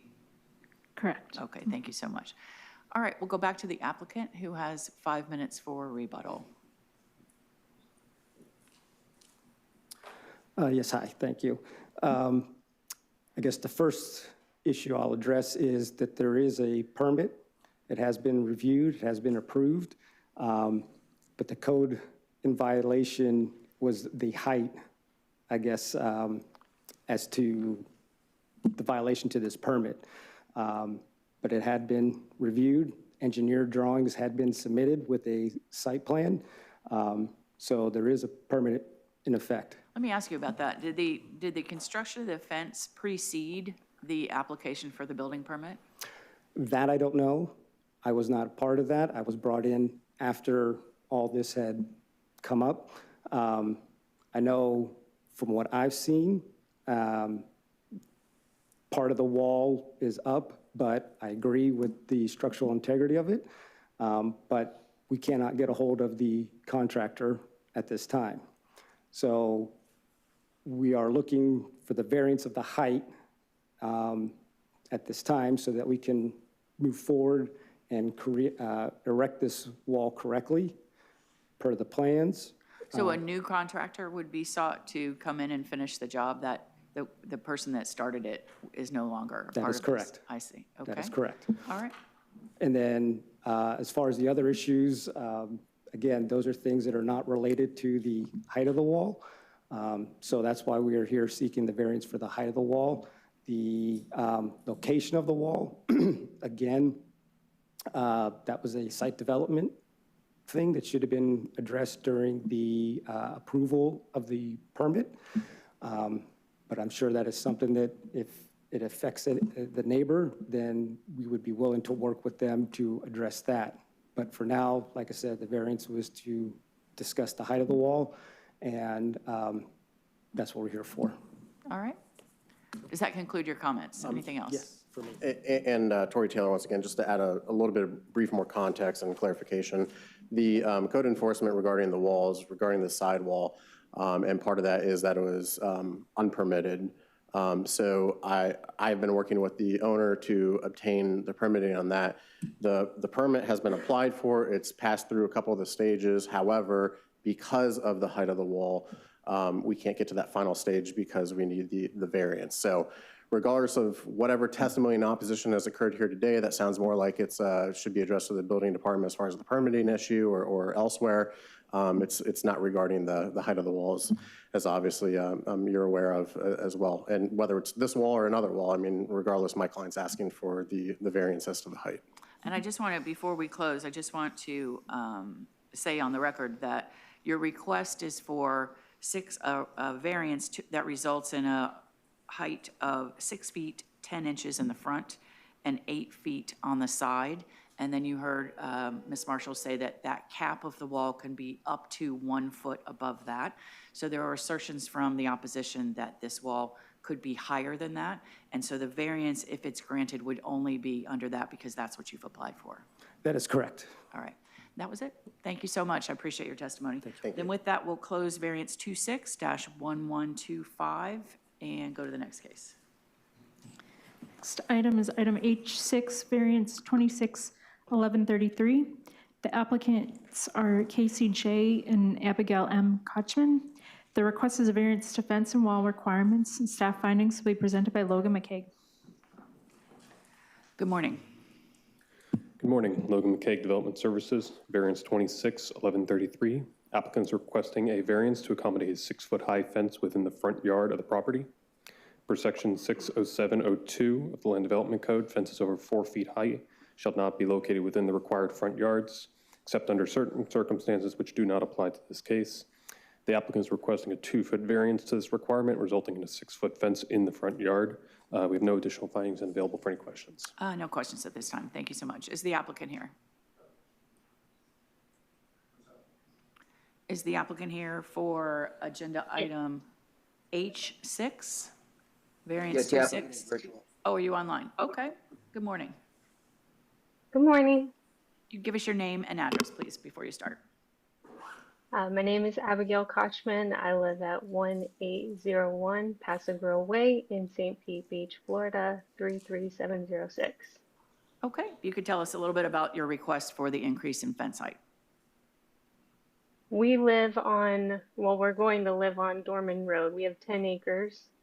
And so that's about 400 plus feet on Dorman Road, which is known to be very busy. And people go very fast on that road.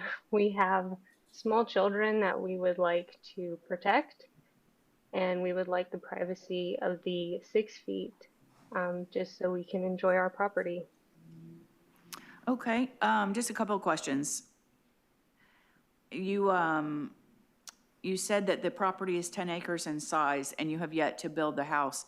You understand that the 6-foot fence would be allowed at the front yard setback, which I believe in this case would be 50 feet. Is there a reason that you can't place it there in accordance with the setback requirement? Sure. We have to maintain all of that property anyways. And so if we can do that within a 6-foot fence where it's more private and we can maintain it and use it, we would really appreciate that. We've had neighbors come onto our property.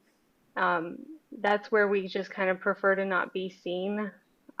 So if we can put it at I believe we're asking for a 40-foot variance, that would be 10 feet in from the property line. We just prefer the privacy. Okay, and do you have any documentation as to security issues or anything like that that would justify the increase in height? Yes. I can submit that. I believe I submitted it in my application, but I can submit it again. We've had a neighbor come onto our property and harass workers that were not in any kind of violation, and so we prefer that they can't be seen. Okay, and those incidences or incident, you described them, but you don't have, for instance, like a police report or anything like that. Is that correct? I believe it was just with the county. They called environmental services, and so there is a case, but the case was dropped because our arborist was not in any violation. Okay. Oh, the neighbors reported your arborist? Or the person? Okay. All right. Those are my only questions. Does that complete your presentation? Yes. All right. Thank you so much. We'll go to anyone who would like to speak in support. Anyone in favor of this application? Seeing no one. Anyone in opposition? All right. How many people want to speak? 3? All right. If you could all please come forward. Jennifer, we'll do 5 minutes apiece.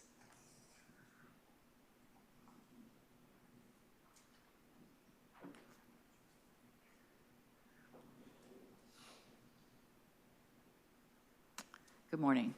Good morning. If you could give us your name and address before you start. My name is Leslie Martin. You can move that towards you if you want. Okay. There you go. Leslie Martin, and I live at 18622 Dorman Road. So our property is right across the road from the applicant's property. And I am here today in opposition of the requested variance. And the primary issue that I have is that the requirement of 6.0702 Part C, Item D, which establishes that the design of the fence shall be in keeping with neighborhood appearance. On Dorman Road, all of the fences on Dorman Road are of a variety that you can actually see through the fence. So my husband and I are new residents. We purchased our property only like 6 weeks ago and moved in. And as you go down Dorman Road, I just want to provide some examples of the character of the neighborhood that we purchased in.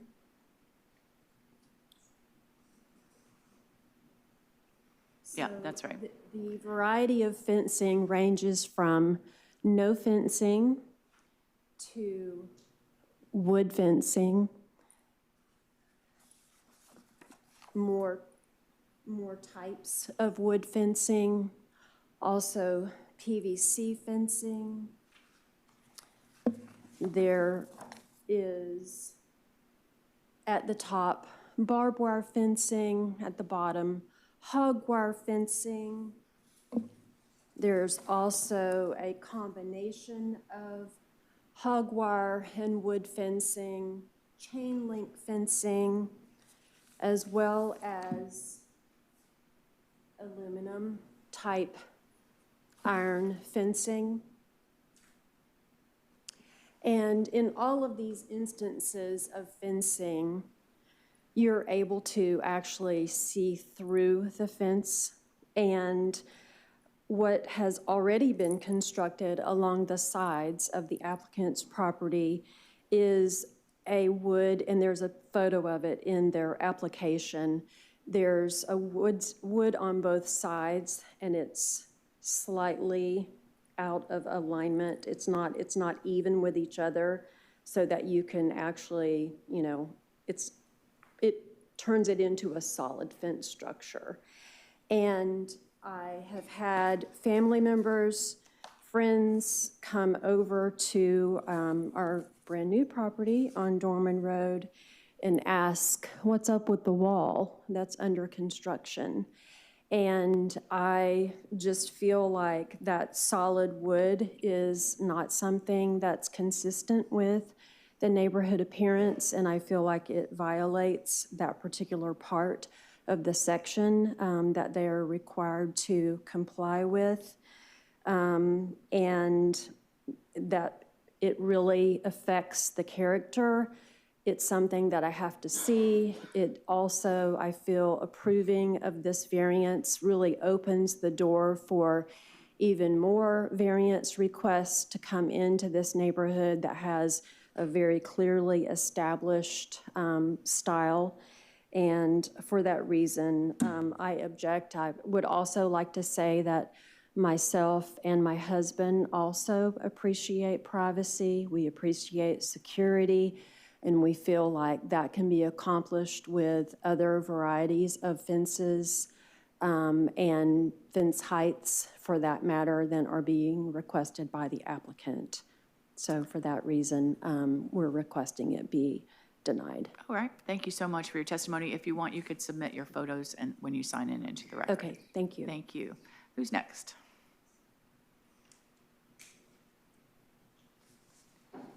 Good morning.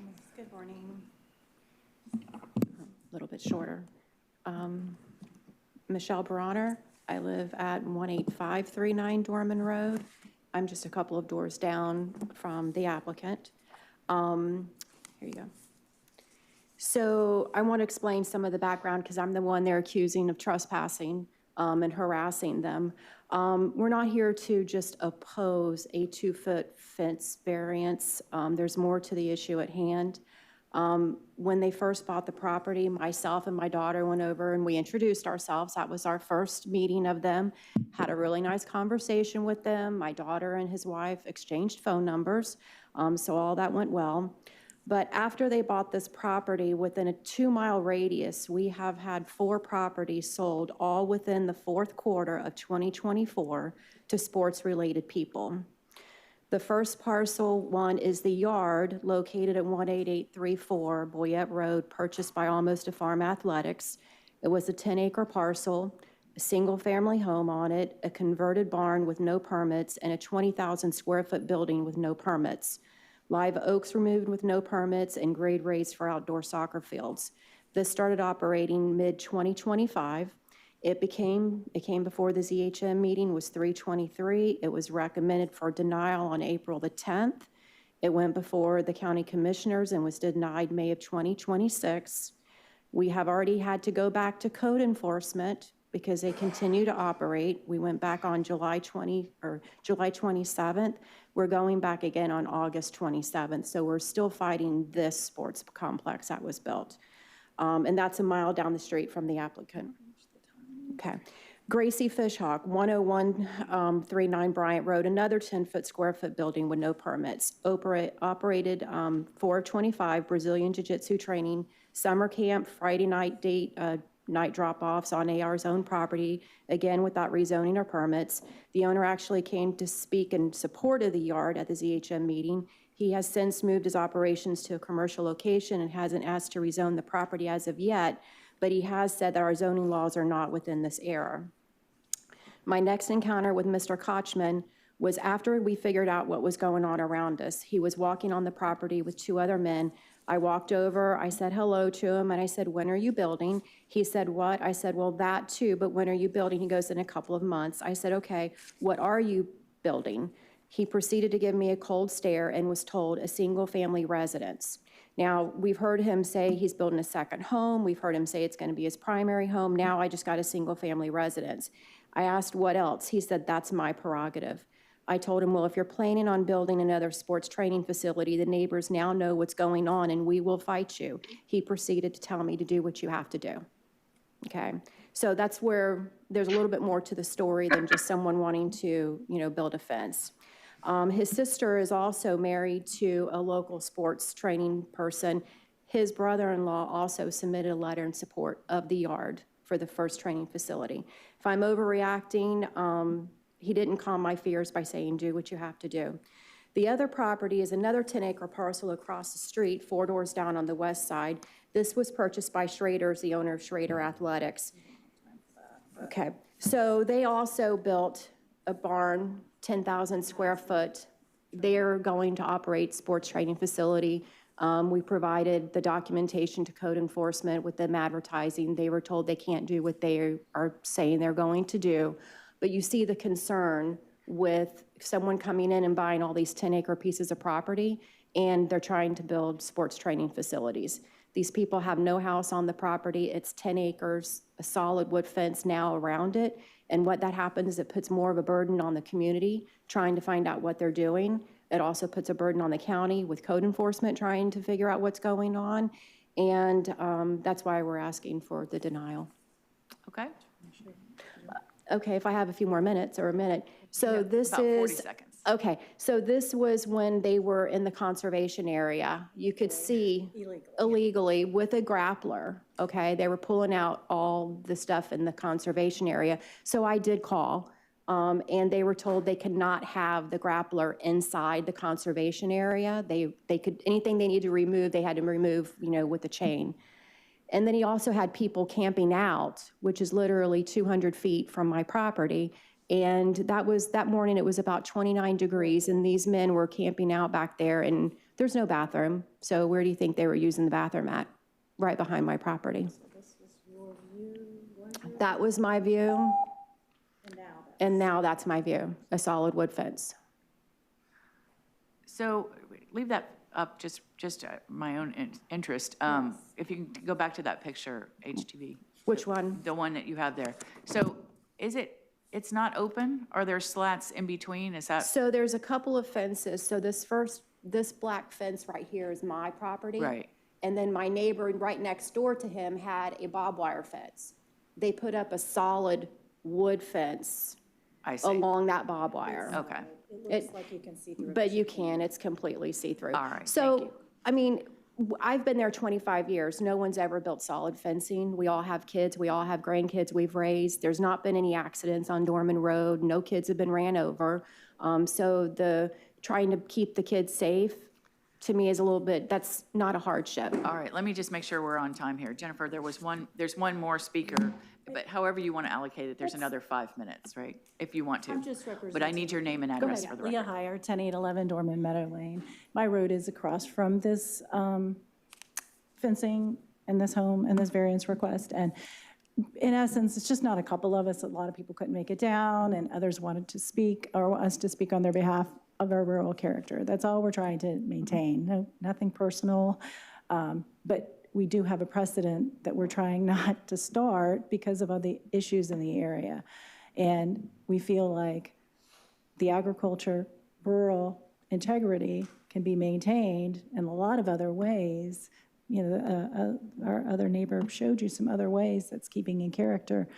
And we can see and know, and unfortunately, we're afraid of what could happen. So that's all we're here, we're representing the community. All right. So thank you Thank you for your coming time. down. I appreciate it. Make sure you sign in. We have a lot of documentation to Yeah, send. you're welcome yeah. to submit whatever you'd like.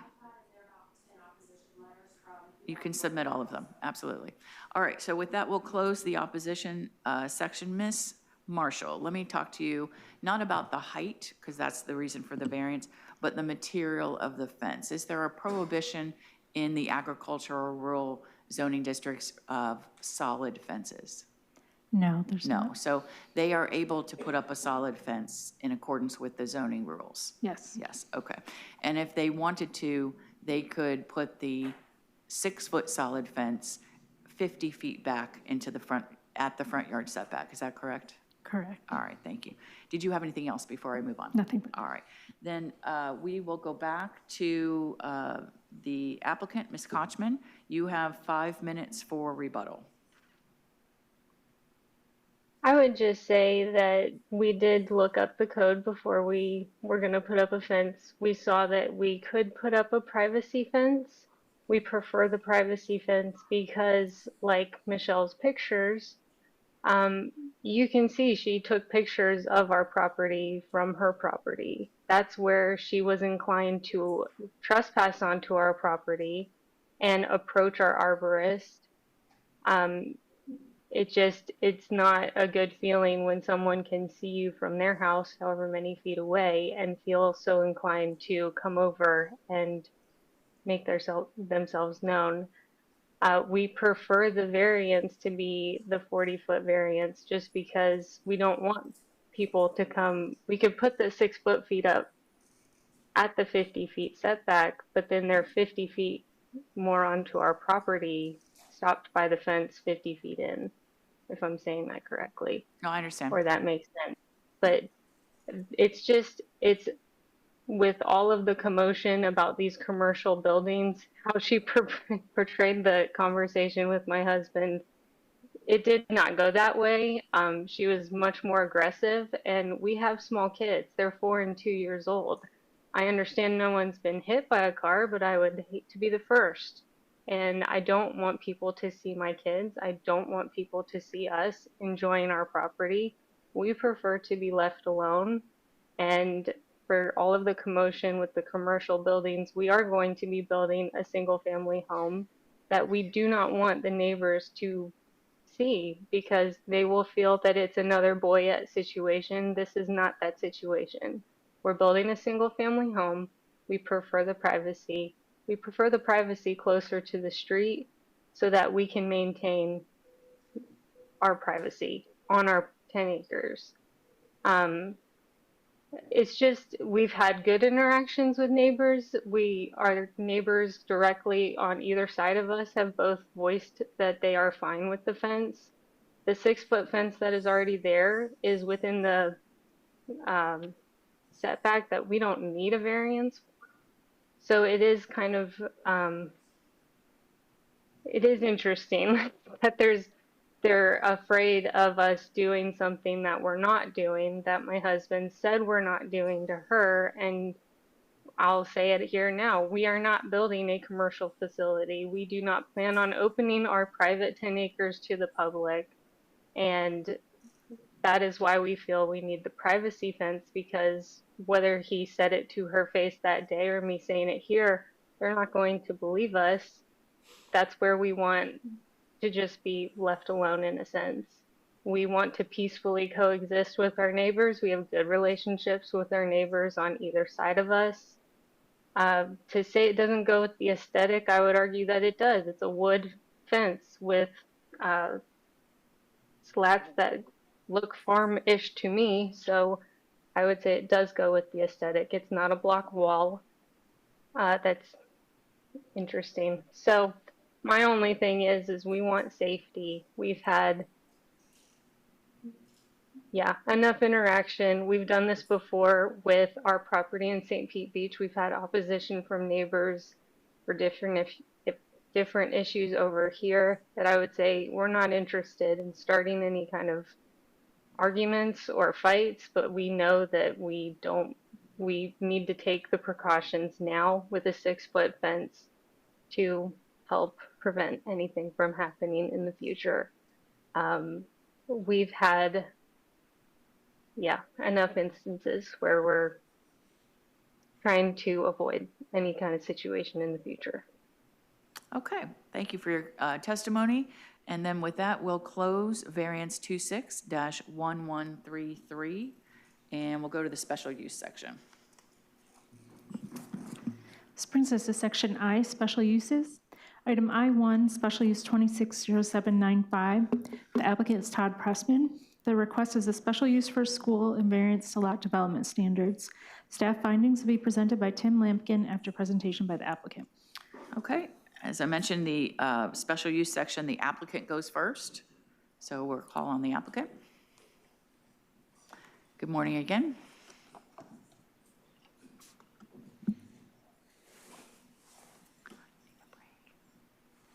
Good morning, hearing officer Todd Pressman, 200 2nd Avenue South, number 451 in St. Petersburg, Florida. I have a number of folks here, officers and staff members, and the principal of the school. So if anyone misbehaves, we're going to send you to the principal's office. She's here today as well. Iman Akoli, if I pronounce that correctly, okay, and Daywood is here, one of the board members, and there's other folks here who will speak for a few minutes, or very quickly if we may. Located in the East Lake Orient Park area on East Sly and Orient Road, 10.67 acres more or less. These are some aerials of the existing school campus, and this is as the property appraiser has it. Tampa Bay Vocational Technical School is across the street of Orient. Islamic Society is located kitty corner to the site. History, which the staff report goes into detail, existing operating under a special use for 400 students. Most recently was 150768, which is expansion for an 18,000 square foot gym and added a new folio. So the issue today is a special use to increase student population from 400 students to 950.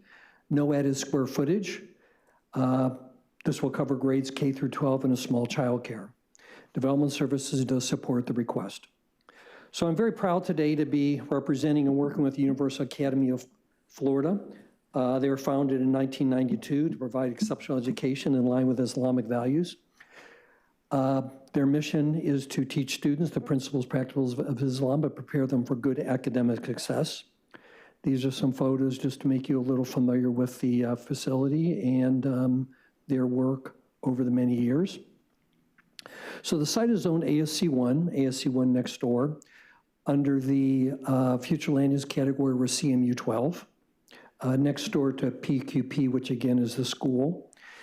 This is the circulation plan. Our transportation expert is here and our engineers here as well. This has been accepted by the county.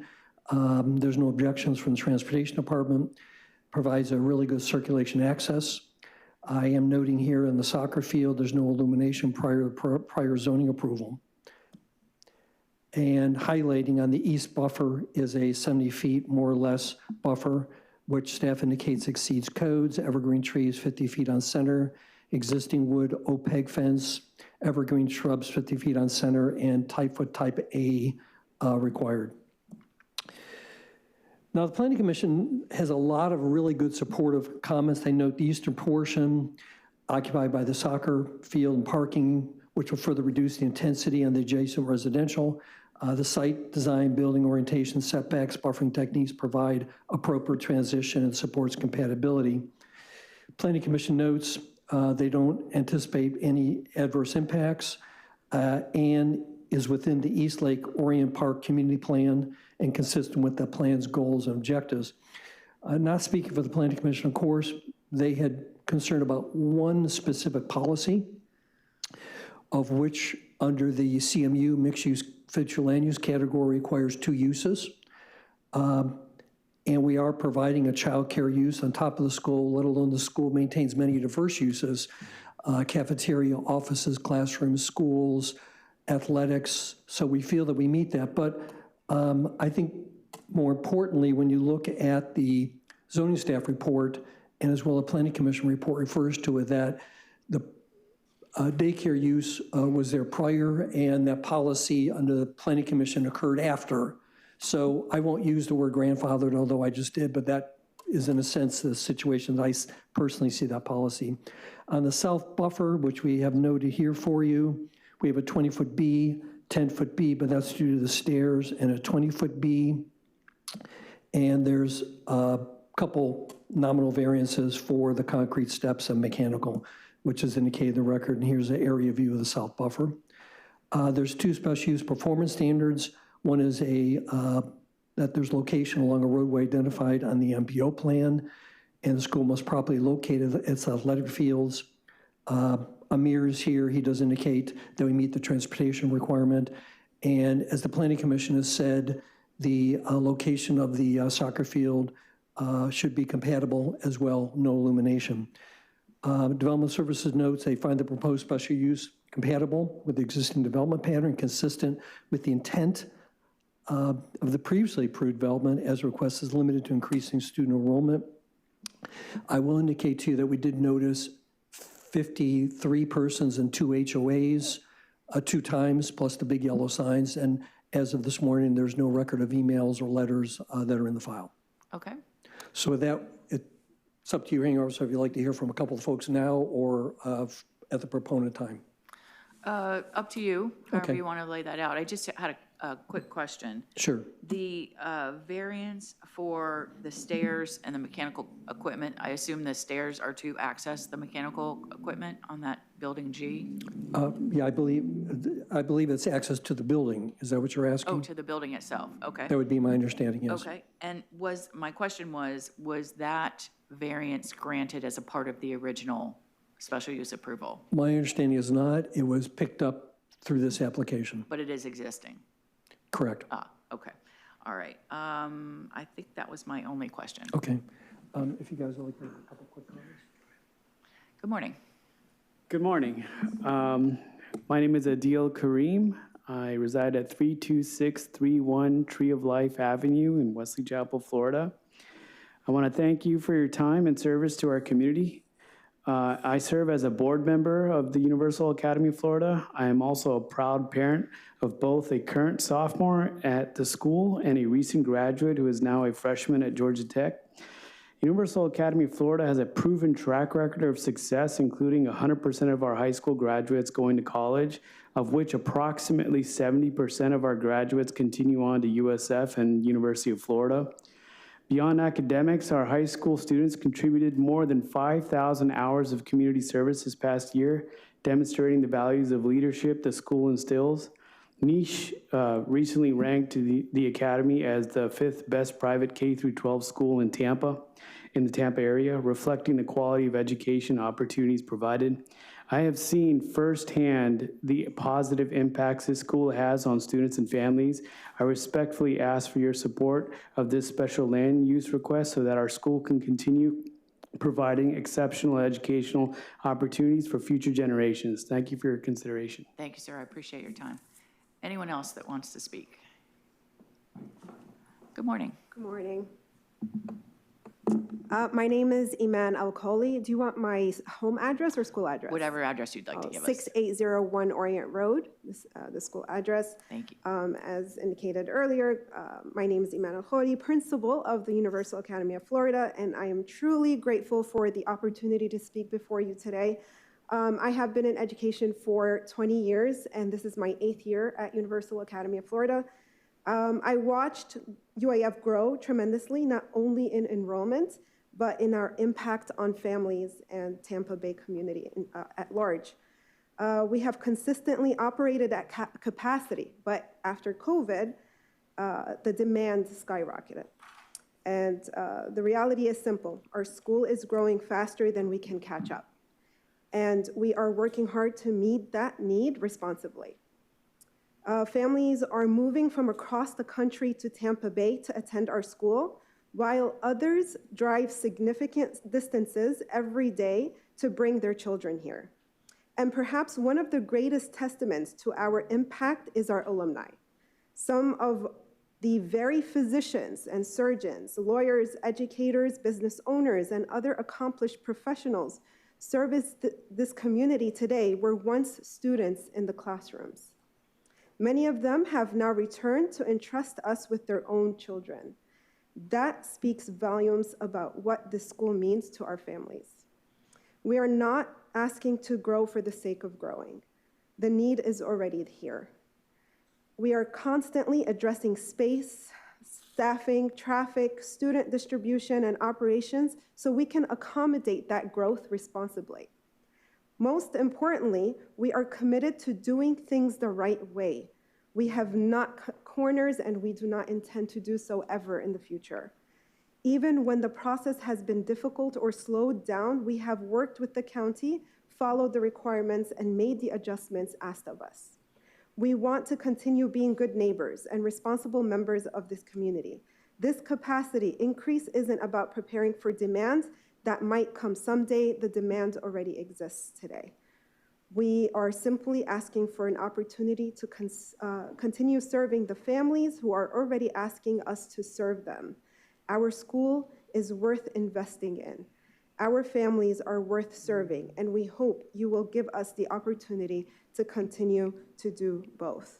And I also have some things to share with you in regards to the highlights to 2026 alone. If I did in history of UAF, this binder would have been a lot bigger. And so as you can see here,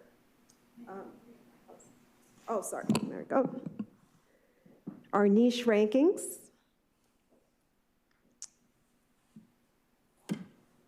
I have an executive summary as soon as that you guys can review later. We have some quick facts of our schools, our mission, our accomplishments just last year academically. We were named the top 12 VPK provider in the district. This is the highest number of recognitions for the students who were commended for their PSAT scores.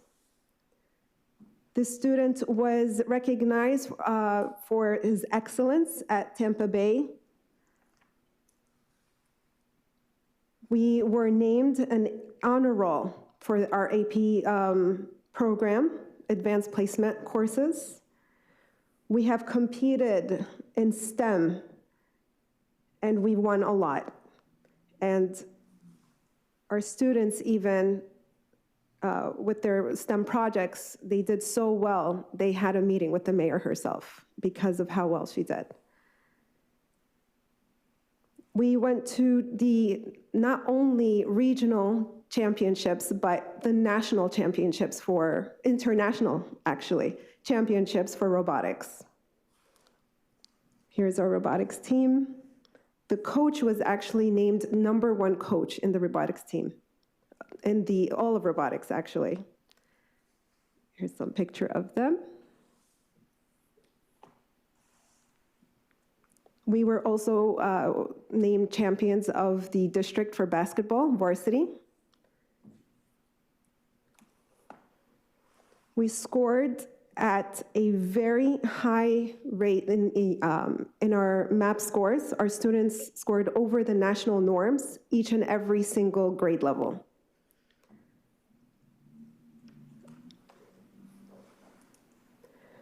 Our students are part of the Model UN, and they also came home with some prizes.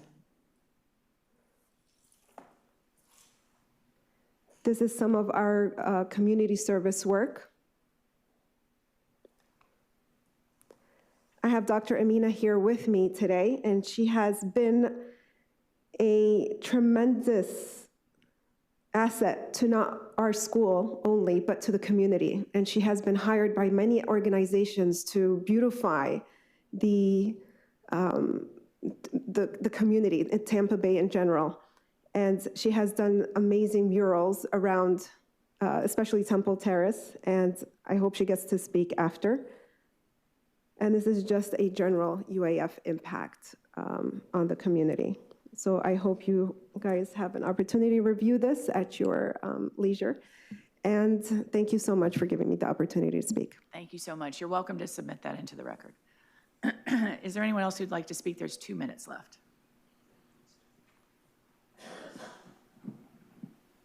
Good morning.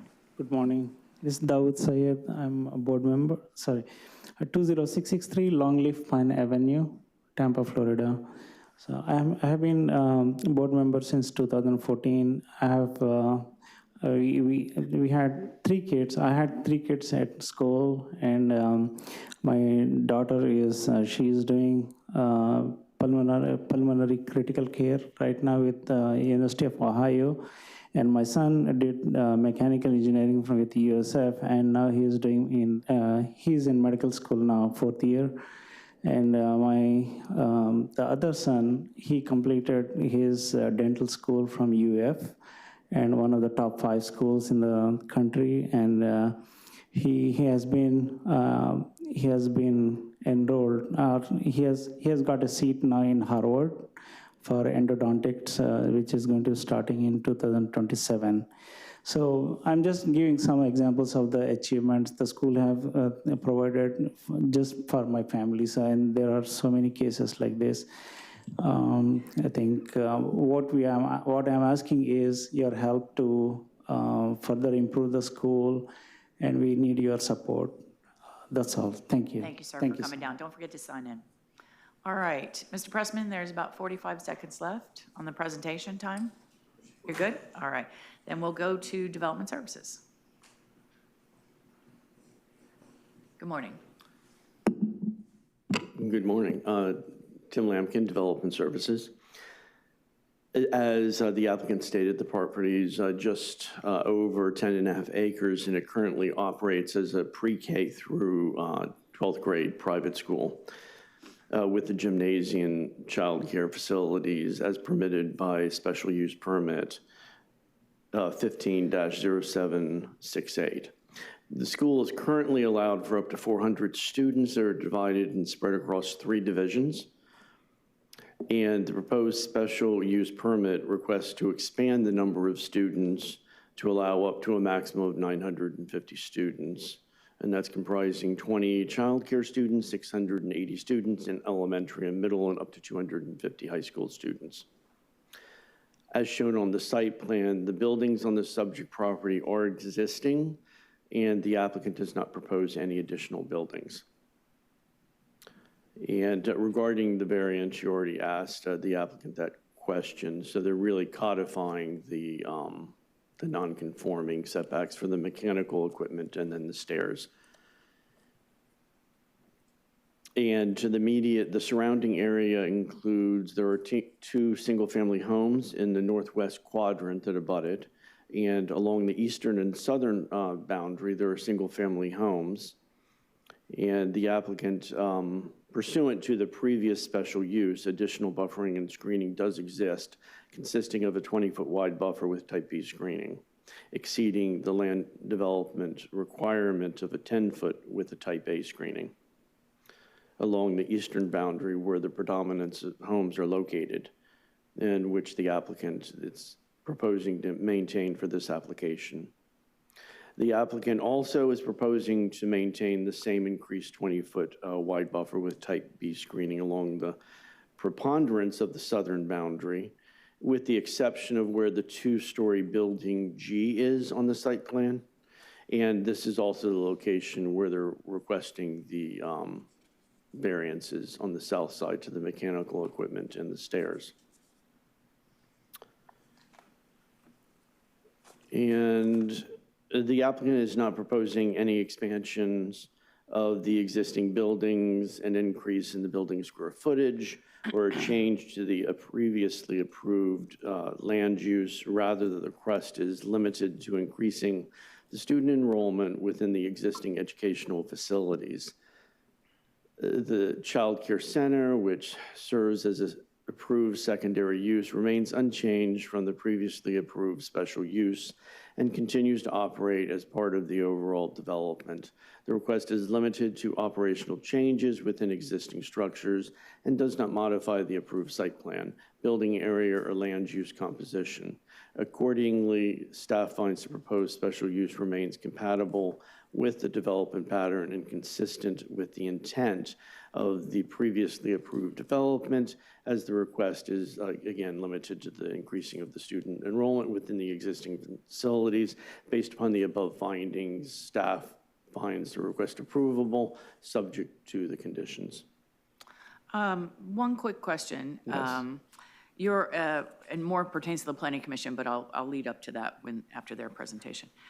You're aware that the Planning Commission's objection is based on that secondary use and the square footage not being large enough to qualify as the secondary use in that land use category, correct? Yes, very well Okay. aware. So the child care center was existing from the original approval. Do you Yes. happen to know, and now I see the conditions limit it to 20 students in that child care. Do you know by any chance if that was the same number in the original approval?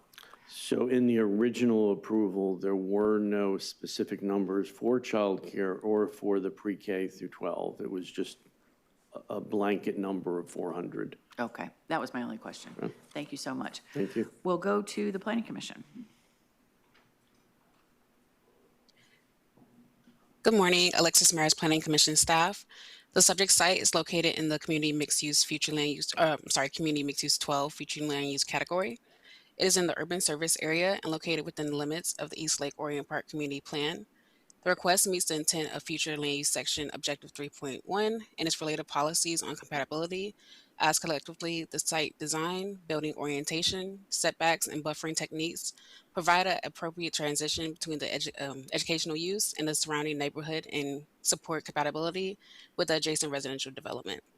Policy 4.2.1 states that all projects proposed in a mixed-use future land use category are required to develop within with a minimum of two land uses with a single building or within a single project in separate buildings.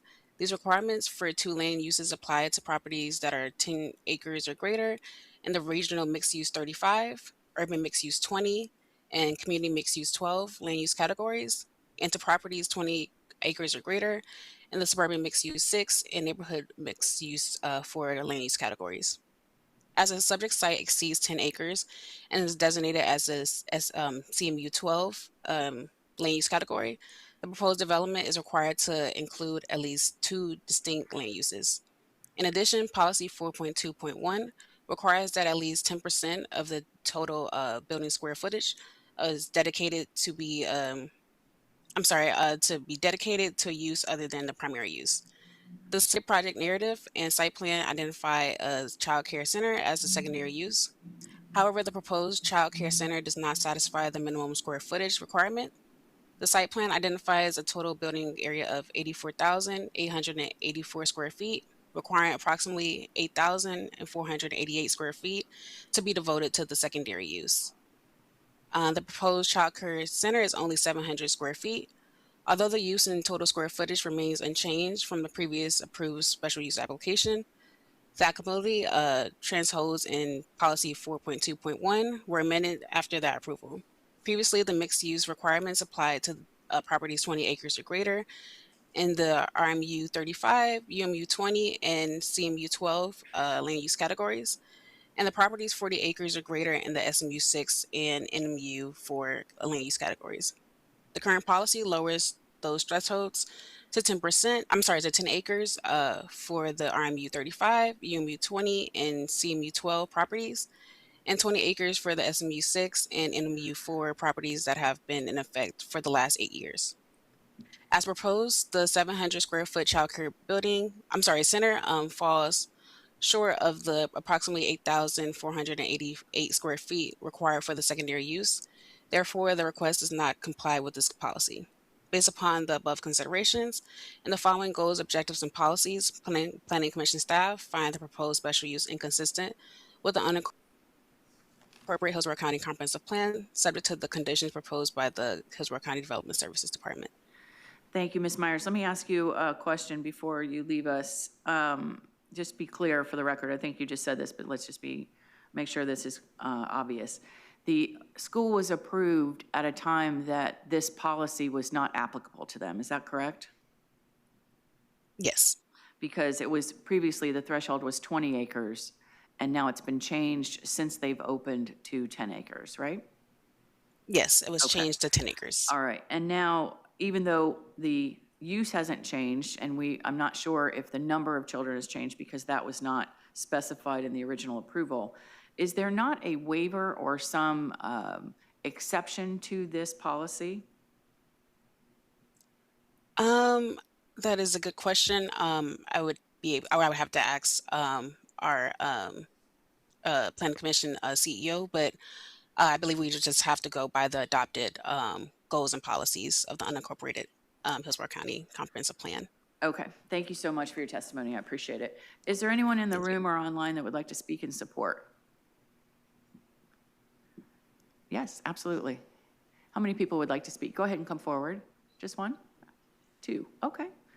We just have to track the time limit, so we'll give you 15 minutes total for both people. If you start with your name and address. Thank you. My name is Amina Khan. My address is 8382 Golden Prairie Drive, 33647. I am both a parent of children who attend UAF, and this will be my 8th year teaching at the school. My family is originally from Gainesville, and we moved to Tampa in 2013 so that our children could attend UAF.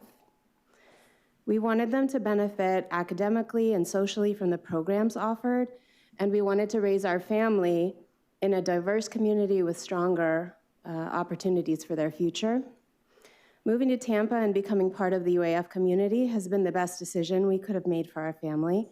Not only are our children excelling academically, as a family we have developed deep ties to the broader community, whether through Girl Scouts, club soccer, community service efforts, or otherwise.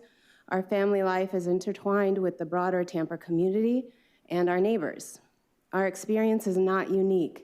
Countless families have moved to Tampa from across the country so that their children could attend UAF. And with them, they bring their professional skills, financial investments, and commitment to serving and strengthening the Tampa community. On behalf of the hundreds of students and families that are served by UAF, I ask you to approve our request. Thank you very much. Thank you for coming down. Don't forget to sign in. Good morning. Good morning. Karim Badr, Facility Director at the University of County of Florida. Address is 6801 North Orient Road. I'm here today to just speak briefly about my experience at the Academy and my career prior to joining the Academy. Prior to joining the Academy, I worked in many organizations, GE Healthcare. I worked in clinical trials, managing clinical trials for a pharmaceutical company. I have had the chance to have had like a fulfilling career, and the Academy is no different. I pride myself, in every graduation, when we see the finished product and we raise our hand and we say we contributed to that, we contributed to the society, right? Just, everywhere I go, like in Tampa, just, like last month I went to a dentist and I was just chatting with the doctor there, and he said, hey, I attended the academy. About a year ago when I bought my car, I went, and submitted the application. A few minutes later, a gentleman introduced himself and he said, I'm GM here. I went to the academy. So we see this impact on, in society, and I feel like we contribute to the society. And I just wanted to say here today that I'm proud to be part of the academy, and I'm here for support of the school. Thank you, sir, for your testimony. Please sign in. I think we have one more. Good morning, sir. Good morning. My name is Shahid Wakar, 12846 Longcrest Drive, Riverview, Florida. I have children that have graduated from Universal Academy of Florida. I have friends that were at Universal Academy of Florida when it first opened in 1992. I've been an educator for 16 years, 9 of those years being at the Universal Academy of Florida, and I would say that it's an extremely special place. We have seen the exponential growth and desire for families to come to Universal Academy of Florida after COVID. So any help and assistance that you have to facilitate this to stay a main focus of our community would really be great. So thank you. Thank you for coming down. I appreciate it. All right, seeing no one else to speak in support, is there anyone that would like to testify in opposition? Seeing no one. All right, Ms. Marshall, anything further? Mr. Pressman? I've lost you in the crowd. There you are. You have the last word. I'll just say again, I'm proud to be representing the Academy, and we appreciate your time and attention this morning and for everyone coming on down. Thank you. Thank you, sir. I appreciate it. Then with that, we'll close special use SCH 26-0795. I neglected to take a break at 11 o'clock. I'll ask Kate and Jennifer, the group, if everybody good with just going on for the last case? Okay, perfect. Then let's call the last one. Last case is item I2, special use 260796. The applicant is Tampa Civil Design. The request is a special use for community residential home. Staff findings will be presented by Sam Ball after a presentation by the applicant. Good morning. Good morning.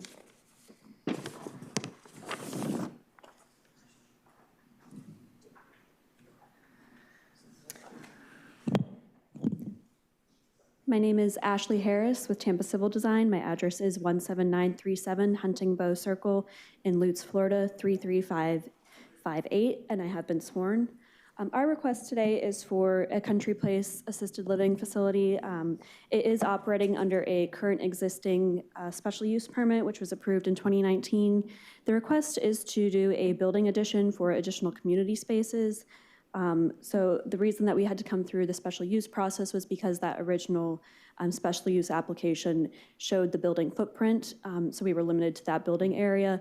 And so now we've revised a special use permit where this yellow area would be any future addition area. We have proposed a limit of 5,000 square feet to the primary building as an addition, and then 15,000 square feet, including all outbuildings, sheds, and those types of buildings that are on the property. This is a 5-acre site. I know that the agenda said it's 4.95 acres.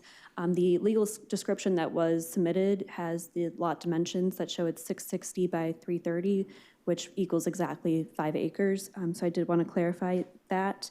The existing zoning is AR, and the future land use is Res 6. We are approved for 25 place residents.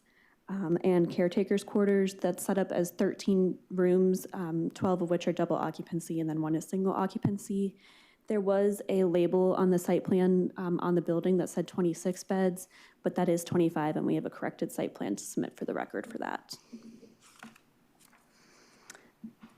As I said, there's no increased capacity proposed at this time. We understand that if we wanted to increase the number of residents, we would have to go through a zoning process based on our underlining zoning. So we've removed that from our original application and are just seeking the community room expansion area at this time.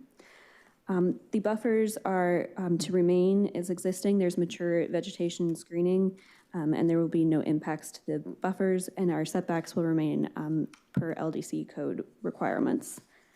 We'll maintain a residential character on the building expansion.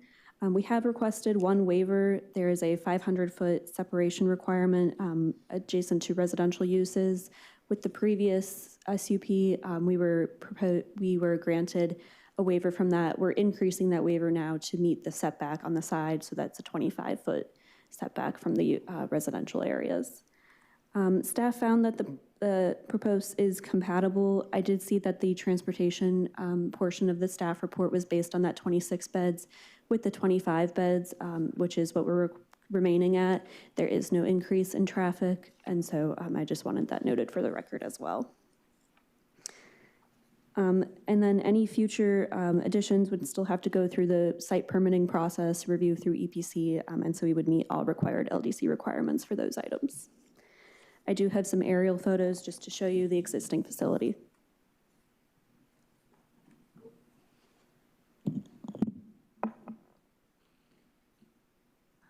So as you can see, it's a highly vegetated site.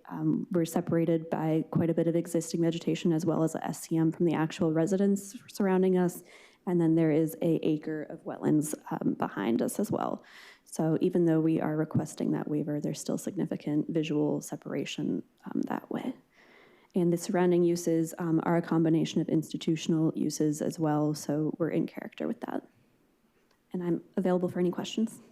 I have a pretty minor question, is my only question, and that is I just want to ensure that we're all talking about the same square footage that you're requesting. It looks like from the staff report, it said under the previous special use, it was permitted to be up to 9,365 square feet, and then there's a request for an additional 5,000. Yes, so that would be for the primary building.